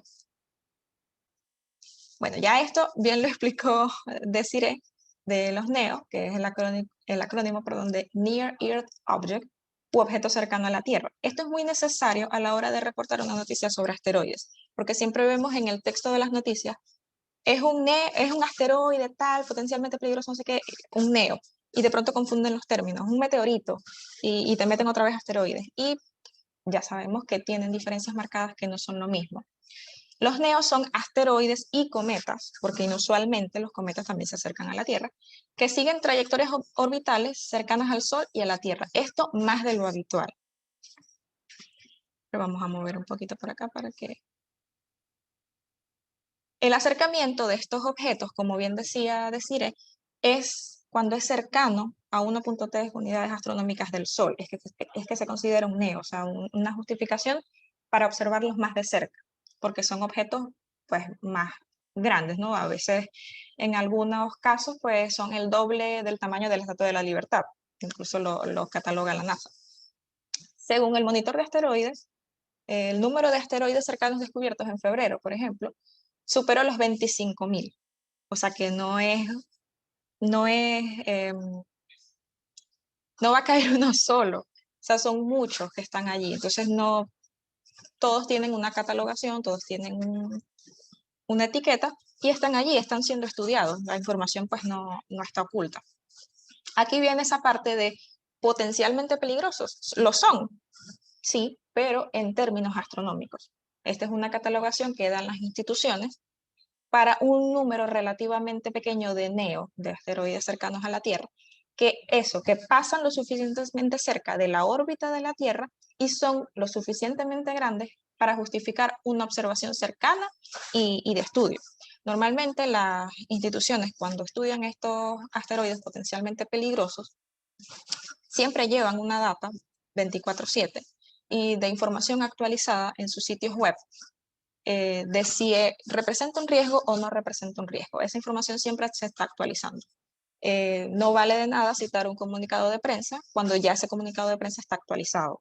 Tienes que ir directamente a la página y verificar qué información tiene de nueva y de relevante para ese cuerpo celeste. Aquí tenemos una miniatura del sitio web del Centro de Estudios de Objetos Cercanos a la Tierra de la NASA. Allí hay información al día, como les decía, sobre los NEO y un concepto bien interesante que es la defensa planetaria, que no tiene nada que ver con los rumores que surgieron de la película Armagedón, de Impacto Profundo, que iban a enviar una misión tripulada, un asteroide. No, las misiones de estudio no son tripuladas y de hecho no hay proyectos en una misma NASA de enviar personas a un asteroide. O sea, eso no, todavía no está ni concebido ni es imaginable. Eso quedó en película. Bien, en el sitio web del CNEOS NASA podemos encontrar lo siguiente. Los próximos acercamientos. Ellos siempre tienen un top de 5, 10, 20, 30, los asteroides que se van a acercar, los NEO que pasarán cerca de la órbita de la Tierra. Allí también van a encontrar, cuando cliquean ese NEO, las simulaciones de sus órbitas. O sea, ¿qué tan cerca va a pasar de la Tierra? ¿Va a representar un riesgo? Eso te lo va a decir la misma simulación, el mismo videíto, que de hecho Desiree tenía unas miniaturas en sus diapositivas de la órbita que va a tener ese NEO y si coincide con la órbita de la Tierra. Otra cosa que tiene el CNEOS NASA es el buscador de NEOs. Por ejemplo, si un medio de comunicación te dice el asteroide o NEO 2009 JF1 va a caer o se va a acercar muy cerca a la Tierra y representa un riesgo, no sé qué, stop, vamos a ver, vamos a agarrar el nombre y lo ponemos en el buscador de NEOs. Allí va a salir toda la información necesaria acerca de la escala en la que está ese asteroide o ese NEO o ese cometa, te va a decir qué es, si es asteroide, si es cometa, te va a dar esa simulación y te va a dar un valor muy importante que es una escala. Normalmente los expertos usan la escala de Turing para determinar si un asteroide es muy peligroso o representa un riesgo o si no representa un riesgo. Allí te lo va a decir. En la escala de Turing, este asteroide 2009 JF1 está en la escala 2, no representa riesgo de impacto. Y eso hay que consultarlo a la hora de hacer una noticia. Que normalmente, bueno, los portales que difunden estas noticias sobre asteroides casi siempre copian y pegan y no consultan. La información, como ya les decíamos los tres, no está oculta, o sea, nadie quiere ocultarte información sobre los asteroides. O sea, eso tú mismo lo puedes consultar a un experto que incluso te asesore en los valores que te dan esos sitios web, esas páginas. Y, o sea, la puedes consultar en línea a cualquier hora del día, cualquier día de la semana, y saber realmente, ¿va a caer un asteroide? ¿No va a caer? ¿Qué tan peligroso es? ¿Es posible que se convierta en un bólido, en una estrella fugaz? Allí lo vas a ver. Y pues la NASA no es la única agencia o la única institución que estudia los asteroides o que tiene misiones. O sea, hay muchas más instituciones y entre ellas hay 4 principales, además del CNEOS NASA, que es la Oficina de Asuntos del Espacio Ultraterrestre de las Naciones Unidas. Esto es un nombre, o sea, bien largo con lo que es Asuntos del Espacio Ultraterrestre, que ha generado muchos rumores, por ejemplo, de no, que ya van a invadir el espacio, no, que Estados Unidos lo que quiere es invadir, no, que Rusia quiere esto, no, que no sé qué, y no tiene nada que ver con eso. Son protocolos que cada agencia espacial o cada institución debe seguir a la hora de ir a explorar, o sea, de salir a la Tierra. O sea, hay un protocolo, por ejemplo, de cuarentena. ¿Por qué los astronautas cumplen una cuarentena? Porque no pueden, o sea, no debería haber restos o microbios de la Tierra en otro sitio porque puedes alterar ese sitio de exploración. Ese, por ejemplo, es un protocolo de asuntos del espacio ultraterrestre de Naciones Unidas y no tiene nada que ver con invasión, sino de cómo se trata la exploración espacial ya, o sea, fuera de la Tierra. También está la Red Internacional de Alerta de Asteroides, que lidera la Agencia Espacial Europea, y el Grupo Asesor para la Planificación de Misiones Espaciales. Allí hay todo un conjunto de instituciones que se encargan precisamente de hacer esos estudios y contrastar estudios con otras agencias, etcétera, para, como bien decía, el objetivo de celebrar el Día del Asteroide, controlar o saber cómo se va a informar en caso de una emergencia o en caso de que, por ejemplo, sí, va a caer un asteroide, ¿qué vamos a hacer? Esa información, de hecho, no puede estar oculta, ese es un protocolo de asuntos del espacio ultraterrestre. La información tiene que ser lo más transparente posible, porque si hay un peligro de impacto, hay que saber cómo, por ejemplo, evacuar a la gente. Si un NEO, si un asteroide va a caer en un sitio donde hay muchas probabilidades de que de que en ese sitio haya gente, de que ese sitio sea ciudad. Entonces hay que ver la manera de cómo, cómo hacer ese plan de contingencia. Así que la información pues nunca va a estar oculta, sino que bueno, hay que saber dónde buscar. Y bueno, los sitios web están públicos, no están ocultos, pueden googlear Red Internacional de Estudios de Asteroides, CNEOS, NASA, Naciones Unidas para el Espacio Extraterrestre, y allí van a conseguir toda esa información actualizada acerca de asteroides, de si van a caer o no, o de, bueno, si representan un peligro. Por ejemplo, recientemente la NASA, junto con la Red Internacional de Estudios de Asteroides, informaban que el asteroide Apophis ya no representa una amenaza para la Tierra, al menos en 100 años. Y esa información yo no la he visto en medios de comunicación, por ejemplo.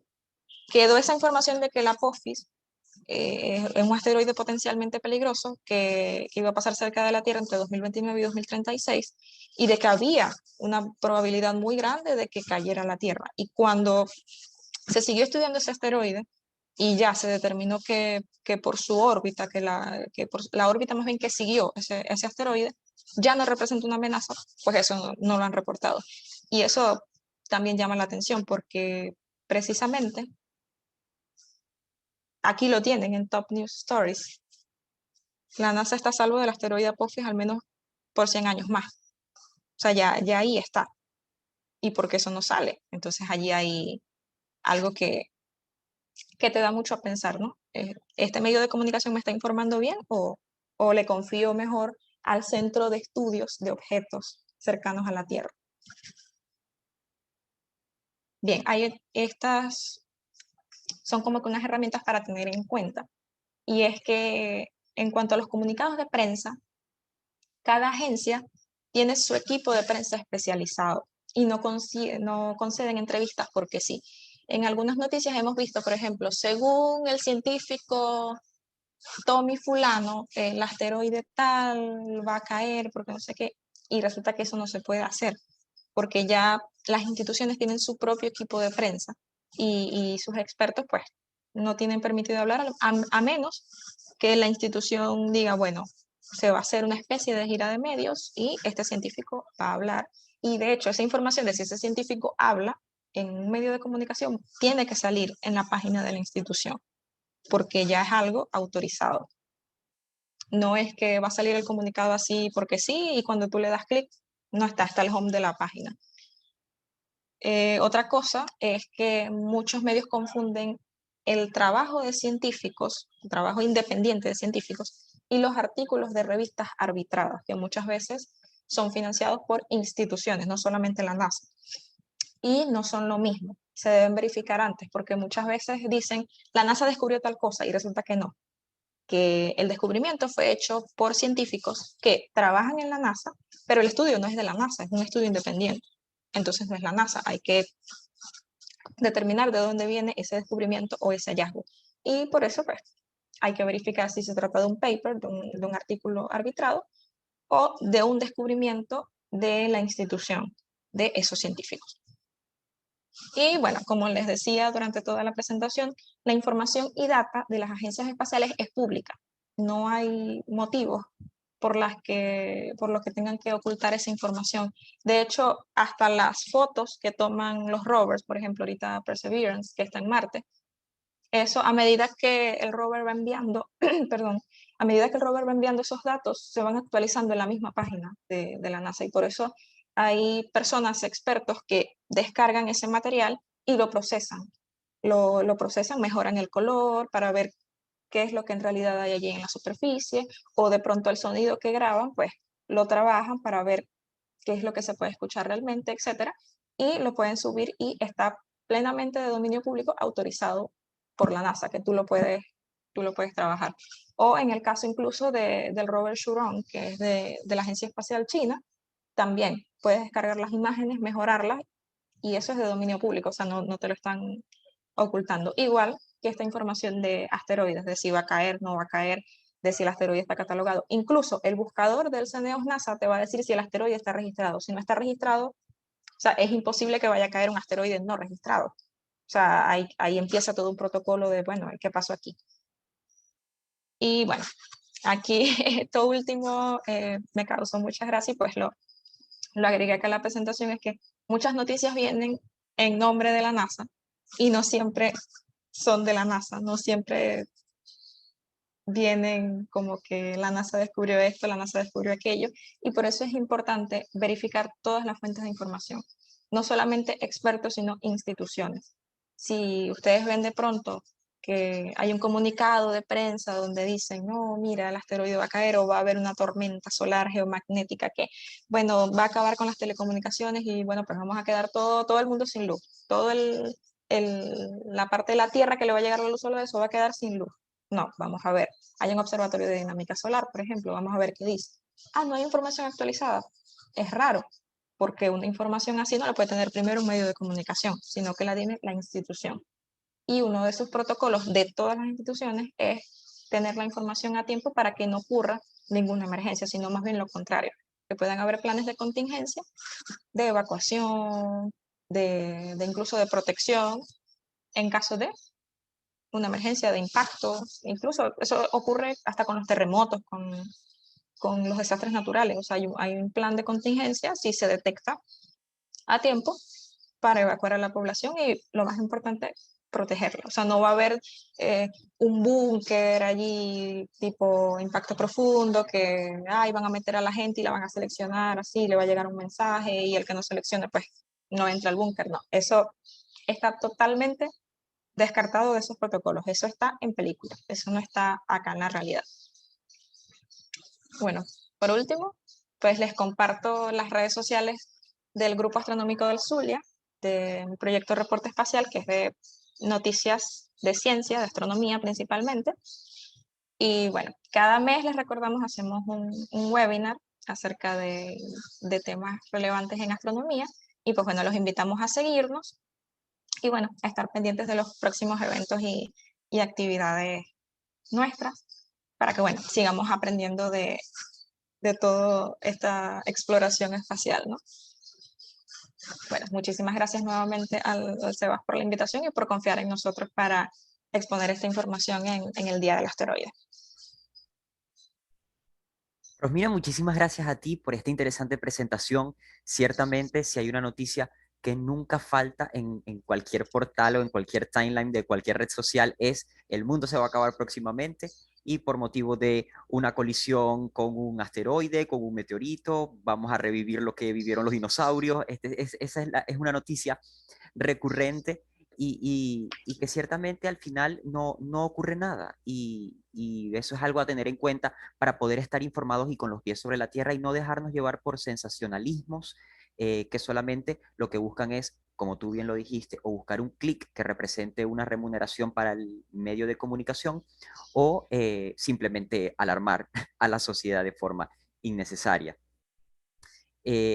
Todos estos conjuntos de consejos son muy valiosos, puesto que también nos has dado las fuentes fidedignas para poder buscar información a las personas que les interesen estos temas y que de verdad quieran cerciorarse de si hay un asteroide o no cerca que represente un peligro. Creo que el último caso, y me corregirá si estoy equivocado, se creó como que una especie de alarma por un asteroide que iba a entrar en el planeta Tierra y al final se desintegró Sí, ese fue cuando el cohete chino, el larga marcha de China, donde se lanzó el primer módulo principal de su estación espacial, porque China ahora tiene también su estación espacial. Bueno, resulta que sí, se creó toda una alarma, aunque el 90% de probabilidades era que cayera en el océano, porque bueno, había esa cierta incertidumbre porque, sabes, la Tierra está girando y el cohete está cayendo, pues la mayor probabilidad era que cayera en el océano. Y pues así fue. O sea, no hubo alguna población como se intentó alarmar en esa misma noche que cayó en una zona, no sé qué, y no era así, cayó en el Océano Índico, tal como lo Así fue. calcularon los expertos. Ujú.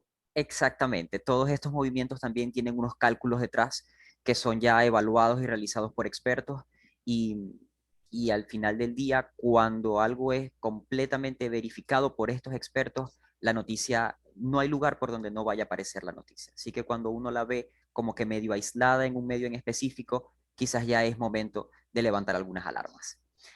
Y bueno, para continuar con el evento, ya entrando en la recta final, nosotros le vamos a dedicar unos minutos a compartirles una encuesta por parte de nuestro Centro Venezolano Americano del Zulia para que nos ayuden a seguir creando eventos para toda nuestra comunidad. Es una encuesta de satisfacción, se completa de forma muy rápida.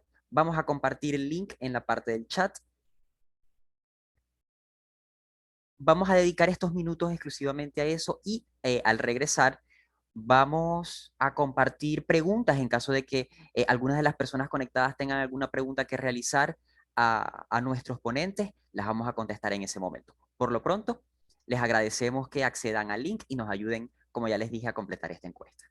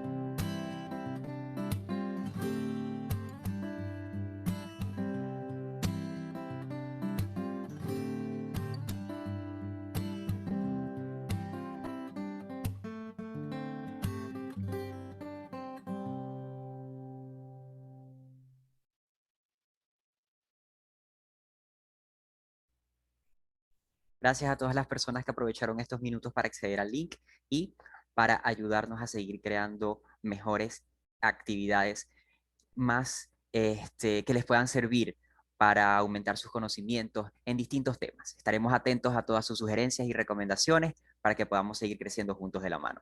Y ahora vamos a leer algunos comentarios, algunas preguntas. Aquí ya recibimos una de Roxana Montero.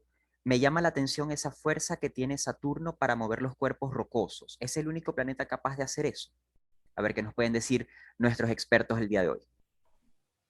Bueno, en realidad todo planeta tiene gravedad y cualquier otro cuerpo de menor masa cercano a él puede verse afectado. Así que todos los planetas de cierto modo pueden afectar su entorno.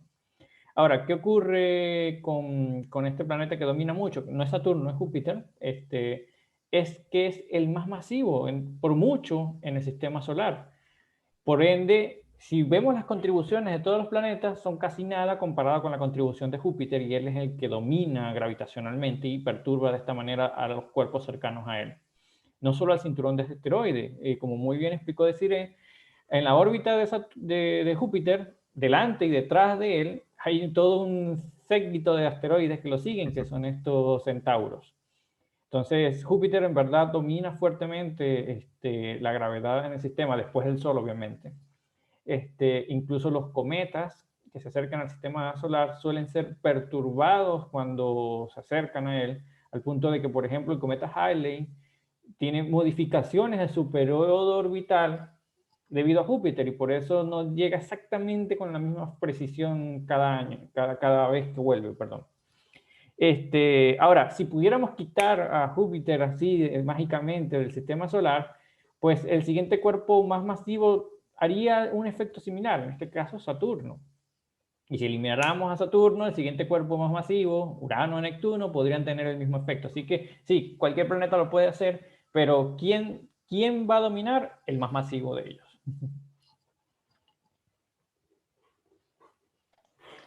Yo leí que Júpiter tenía la masa de 2,48 veces la masa de todos los demás planetas juntos en el sistema solar.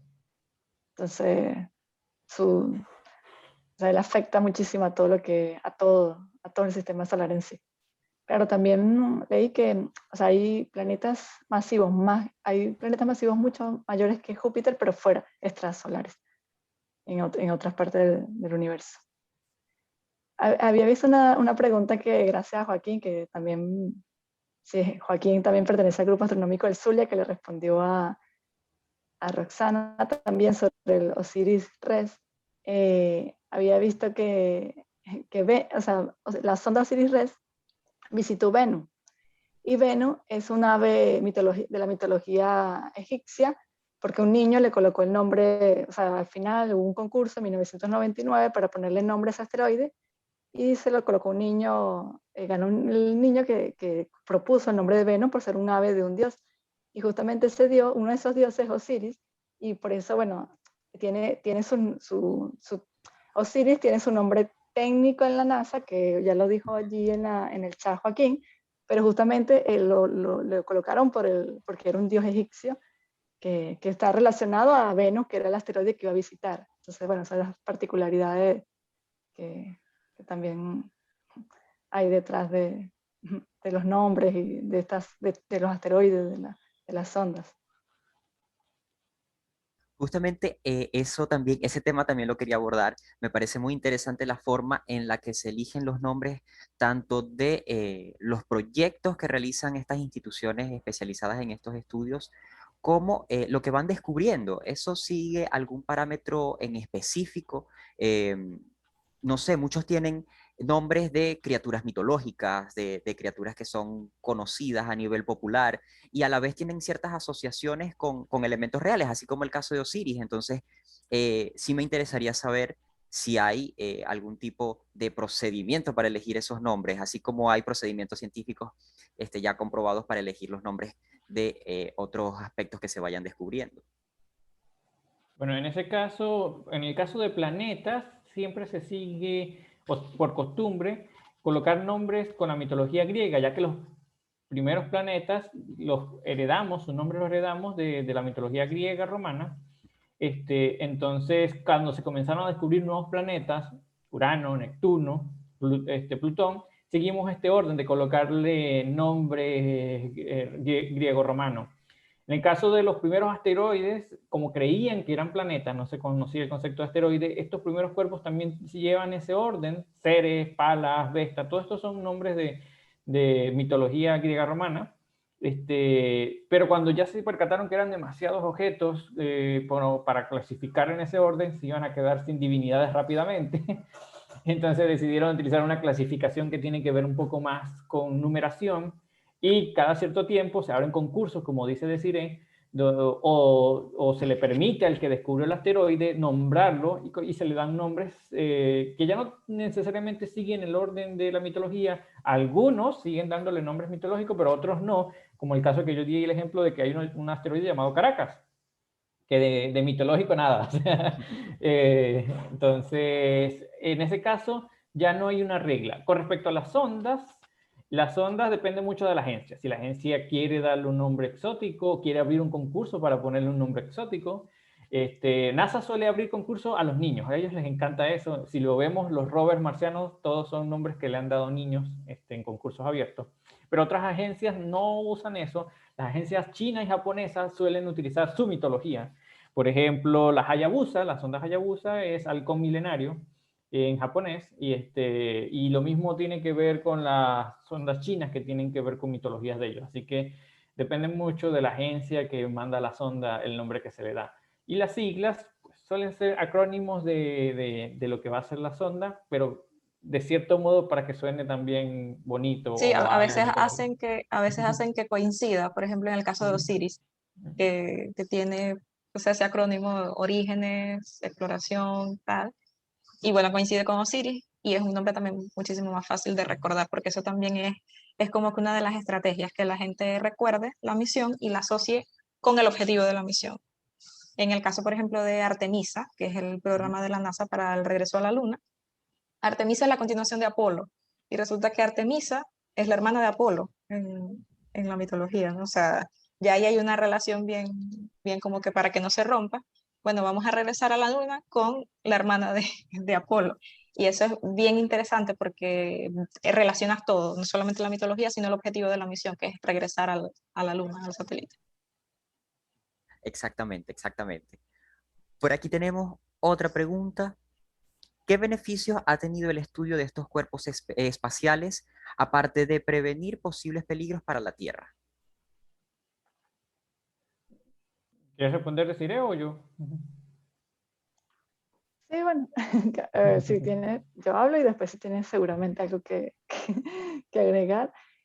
Bueno, como lo comenté, una de las cosas, y lo comentó también Paul, es que una de las cosas importantes es que todos estos cuerpos pertenecen a nuestro protoplaneta, por decirlo así, o sea, la formación del sistema solar.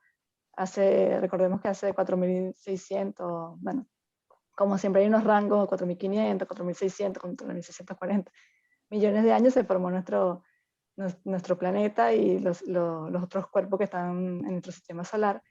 Y todos estos cuerpos están ahí como que guardados intactos a esa formación, que es diferente a lo que nosotros dentro de la corteza terrestre, dentro de nuestro alcance, hemos podido estudiar. Entonces, obviamente nos interesa descubrir, por ejemplo, cómo llegó el agua a nuestro planeta Tierra, por qué nosotros tenemos ese elemento y cómo lo tenemos. ¿Quién lo trajo? ¿Los cometas o los asteroides? ¿O quién trajo? Entonces, son beneficios que a la larga como humanidad nos va a traer en cuanto a conocimiento, en cuanto a elementos que no encontramos o todavía no hemos descubierto en la Tierra, porque a pesar que uno cree que todo está estudiado, no. O sea, fíjense todo lo que hemos descubierto en las últimas décadas, descubrimientos que capaz creemos que ya, no, realmente la ciencia sigue avanzando, sigue descubriendo cosas, y todas estas cosas que podamos evaluar y podemos revisar o analizar de los descubrimientos que se hagan a los asteroides nos va a ayudar a comprender hasta nuestro planeta en nuestro interior, porque conocemos una pequeña parte de nuestra corteza terrestre. Pero recordemos que nuestro planeta está formado por un núcleo, por un manto, eh, tanto de manera líquida como de manera rocosa. Entonces, bueno, todos estos elementos que capaz tengamos en nuestro interior y que están en el espacio, es un beneficio grande para poder descubrir, poder analizarlo. En efecto, como dice Desiree, o sea, además de saber que no nos va a caer uno encima, es la composición química de lo que formó nuestro planeta, lo que podemos descubrir de ellos. Porque estos cuerpos son los bloques que formaron nuestro planeta. Y la siguiente pregunta que tiene que ver que en el chat es con esto, de que los elementos químicos que vemos en la Tierra provienen de asteroides. En efecto, la Tierra en su principio fue una acumulación de estos cuerpos menores, así que originalmente la Tierra se formó de impacto de muchos de estos cuerpos, asteroides, cometas, que trajeron todos los elementos que están aquí presentes. De ahí la frase esa que es súper usada y trillada de somos polvo de estrellas, también podemos decir que somos polvo de asteroides, porque nuestro planeta viene de ahí, de la acumulación de estos cuerpos. Entonces, todos los elementos que están en la Tierra provienen de cuerpos que a la larga se unieron para formar el planeta y todavía siguen cayendo. Incluso pueden buscar, hay revisiones históricas donde, por ejemplo, en África o en Canadá, tribus originarias obtenían o creaban instrumentos de hierro, por ejemplo, en lugares donde no había minas de hierro. ¿Y de dónde lo obtenían? Que conseguían alguno de estos meteoros o asteroides y con ellos fabricaban estos instrumentos. Así que quiere decir que en la historia reciente todavía hay material cayendo a la Tierra de estos cuerpos. Sí, incluso con respecto también a la pregunta de los beneficios que tiene el estudio de asteroides. No solamente el estudio de asteroides, sino las misiones espaciales en sí, nos ayudan muchísimo a, por ejemplo, toda la tecnología que se desarrolla y de pronto fracasa, a lo mejor fracasa allá, pero acá no sirve. Por ejemplo, muchas de las cosas que tenemos en hospitales, resonancia magnética, tomografías, incluso estudios para la detección del cáncer, vienen de pronto de fracasos en la Estación Espacial Internacional. Allá no les sirvió a los astronautas, pero acá nosotros sí. Y se cumple mucho lo que decía Carl Sagan de explorar otros mundos para comprender el nuestro. Por ejemplo, recientemente en la NASA y la Agencia Espacial Europea anunciaban 3 nuevas misiones que van a enviar a Venus. Y uno se preguntará, pero ¿para qué Venus? Si en Venus no hay nada, ¿o qué pasa? Resulta que Venus es la clave para saber, por ejemplo, más sobre el cambio climático acá en la Tierra. Porque Venus tiene características similares a la Tierra. Entonces, saber por qué Venus, si teniendo esas características similares a nuestro planeta, terminó así, ¿por qué lo hizo? ¿Qué pasó? Y bueno, allí, por ejemplo, tenemos como que una razón también para saber, bueno, ¿será que la Tierra puede terminar como Venus? ¿Cómo hacemos para que eso no ocurra? Entonces, esas misiones también nos ayudan a comprender muchísimo más nuestro mundo, no solamente en los asteroides que nos ayudan a comprender nuestro origen, sino también a comprender nuestro destino, o sea, hacia dónde vamos y qué queremos realmente para nuestro futuro. Así es. Muchas gracias, Rosmina, por esos consejos, al igual que todos nuestros ponentes. Ya entramos en la recta final de lo que es, o de lo que fue nuestra actividad esta mañana, una actividad cargada de mucha información interesante, una información relacionada con el universo, tomándole la palabra a la razón o al propósito de este día, que es precisamente la de conocer, informarnos, estar atentos ante posibles fake news y poder tener esas opciones de fuentes en las que podamos confiar y saber cómo van avanzando estas investigaciones, que resultan muy interesantes porque nosotros formamos parte de este sistema del universo, de este sistema solar. Lo que afecte en el espacio exterior o lo que ocurre en el espacio exterior nos va a afectar a nosotros. Y es importante estar bien documentados y no hacerles caso a esas noticias del fin del mundo que nunca van a parar y que tenemos que tener bien claro cómo identificar lo verdadero de lo que puede ser sensacionalista. A nuestros ponentes, muchísimas gracias desde el Centro Venezolano Americano del Zulia. No sé si alguno quiera dar algún mensaje final, alguna impresión final. Bueno, agradecer a ustedes por dar la oportunidad de tener estas ventanas o espacios para hablar con el público, que siempre es importante de que no solo las instituciones científicas sean las que traten de divulgar, sino que también cualquier otra institución se conecte con los conceptos científicos y cualquier tipo de concepto cultural, artístico, y abran estos espacios para poder hablar en la comunidad. Entonces, gracias a ustedes por eso. Sí, así es. Y igualmente nosotros desde el Grupo Astronómico del Zulia a la orden en cualquier otra duda que surja más adelante, a través de nuestros webinars también respondemos muchas de esas preguntas que a veces la gente dice, voy a hacer una pregunta tonta, y no, ninguna pregunta es tonta cuando realmente tienes el interés de aprender. Entonces, bueno, igualmente gracias al Centro Venezolano Americano del Zulia por abrir estos espacios y quedamos en contacto. Gracias. Gracias a ustedes. Nosotros estamos encantados de poder fortalecer estas alianzas con instituciones de gran renombre en nuestra ciudad para poder seguir difundiendo conocimiento. A todas las personas que se conectaron desde nuestro Centro Binacional les agradecemos por siempre estar al tanto de nuestras actividades. Como siempre, los invitamos a mantenerse al corriente de lo que ocurre en nuestras redes sociales, @sebaspisozulia en Instagram y @sebaszulia en Twitter, para que no se pierdan de nada de lo que seguimos preparando para ustedes, para que podamos seguir creciendo juntos de la mano y para que podamos seguirnos acompañando a través de la educación, de la cultura y del compromiso social.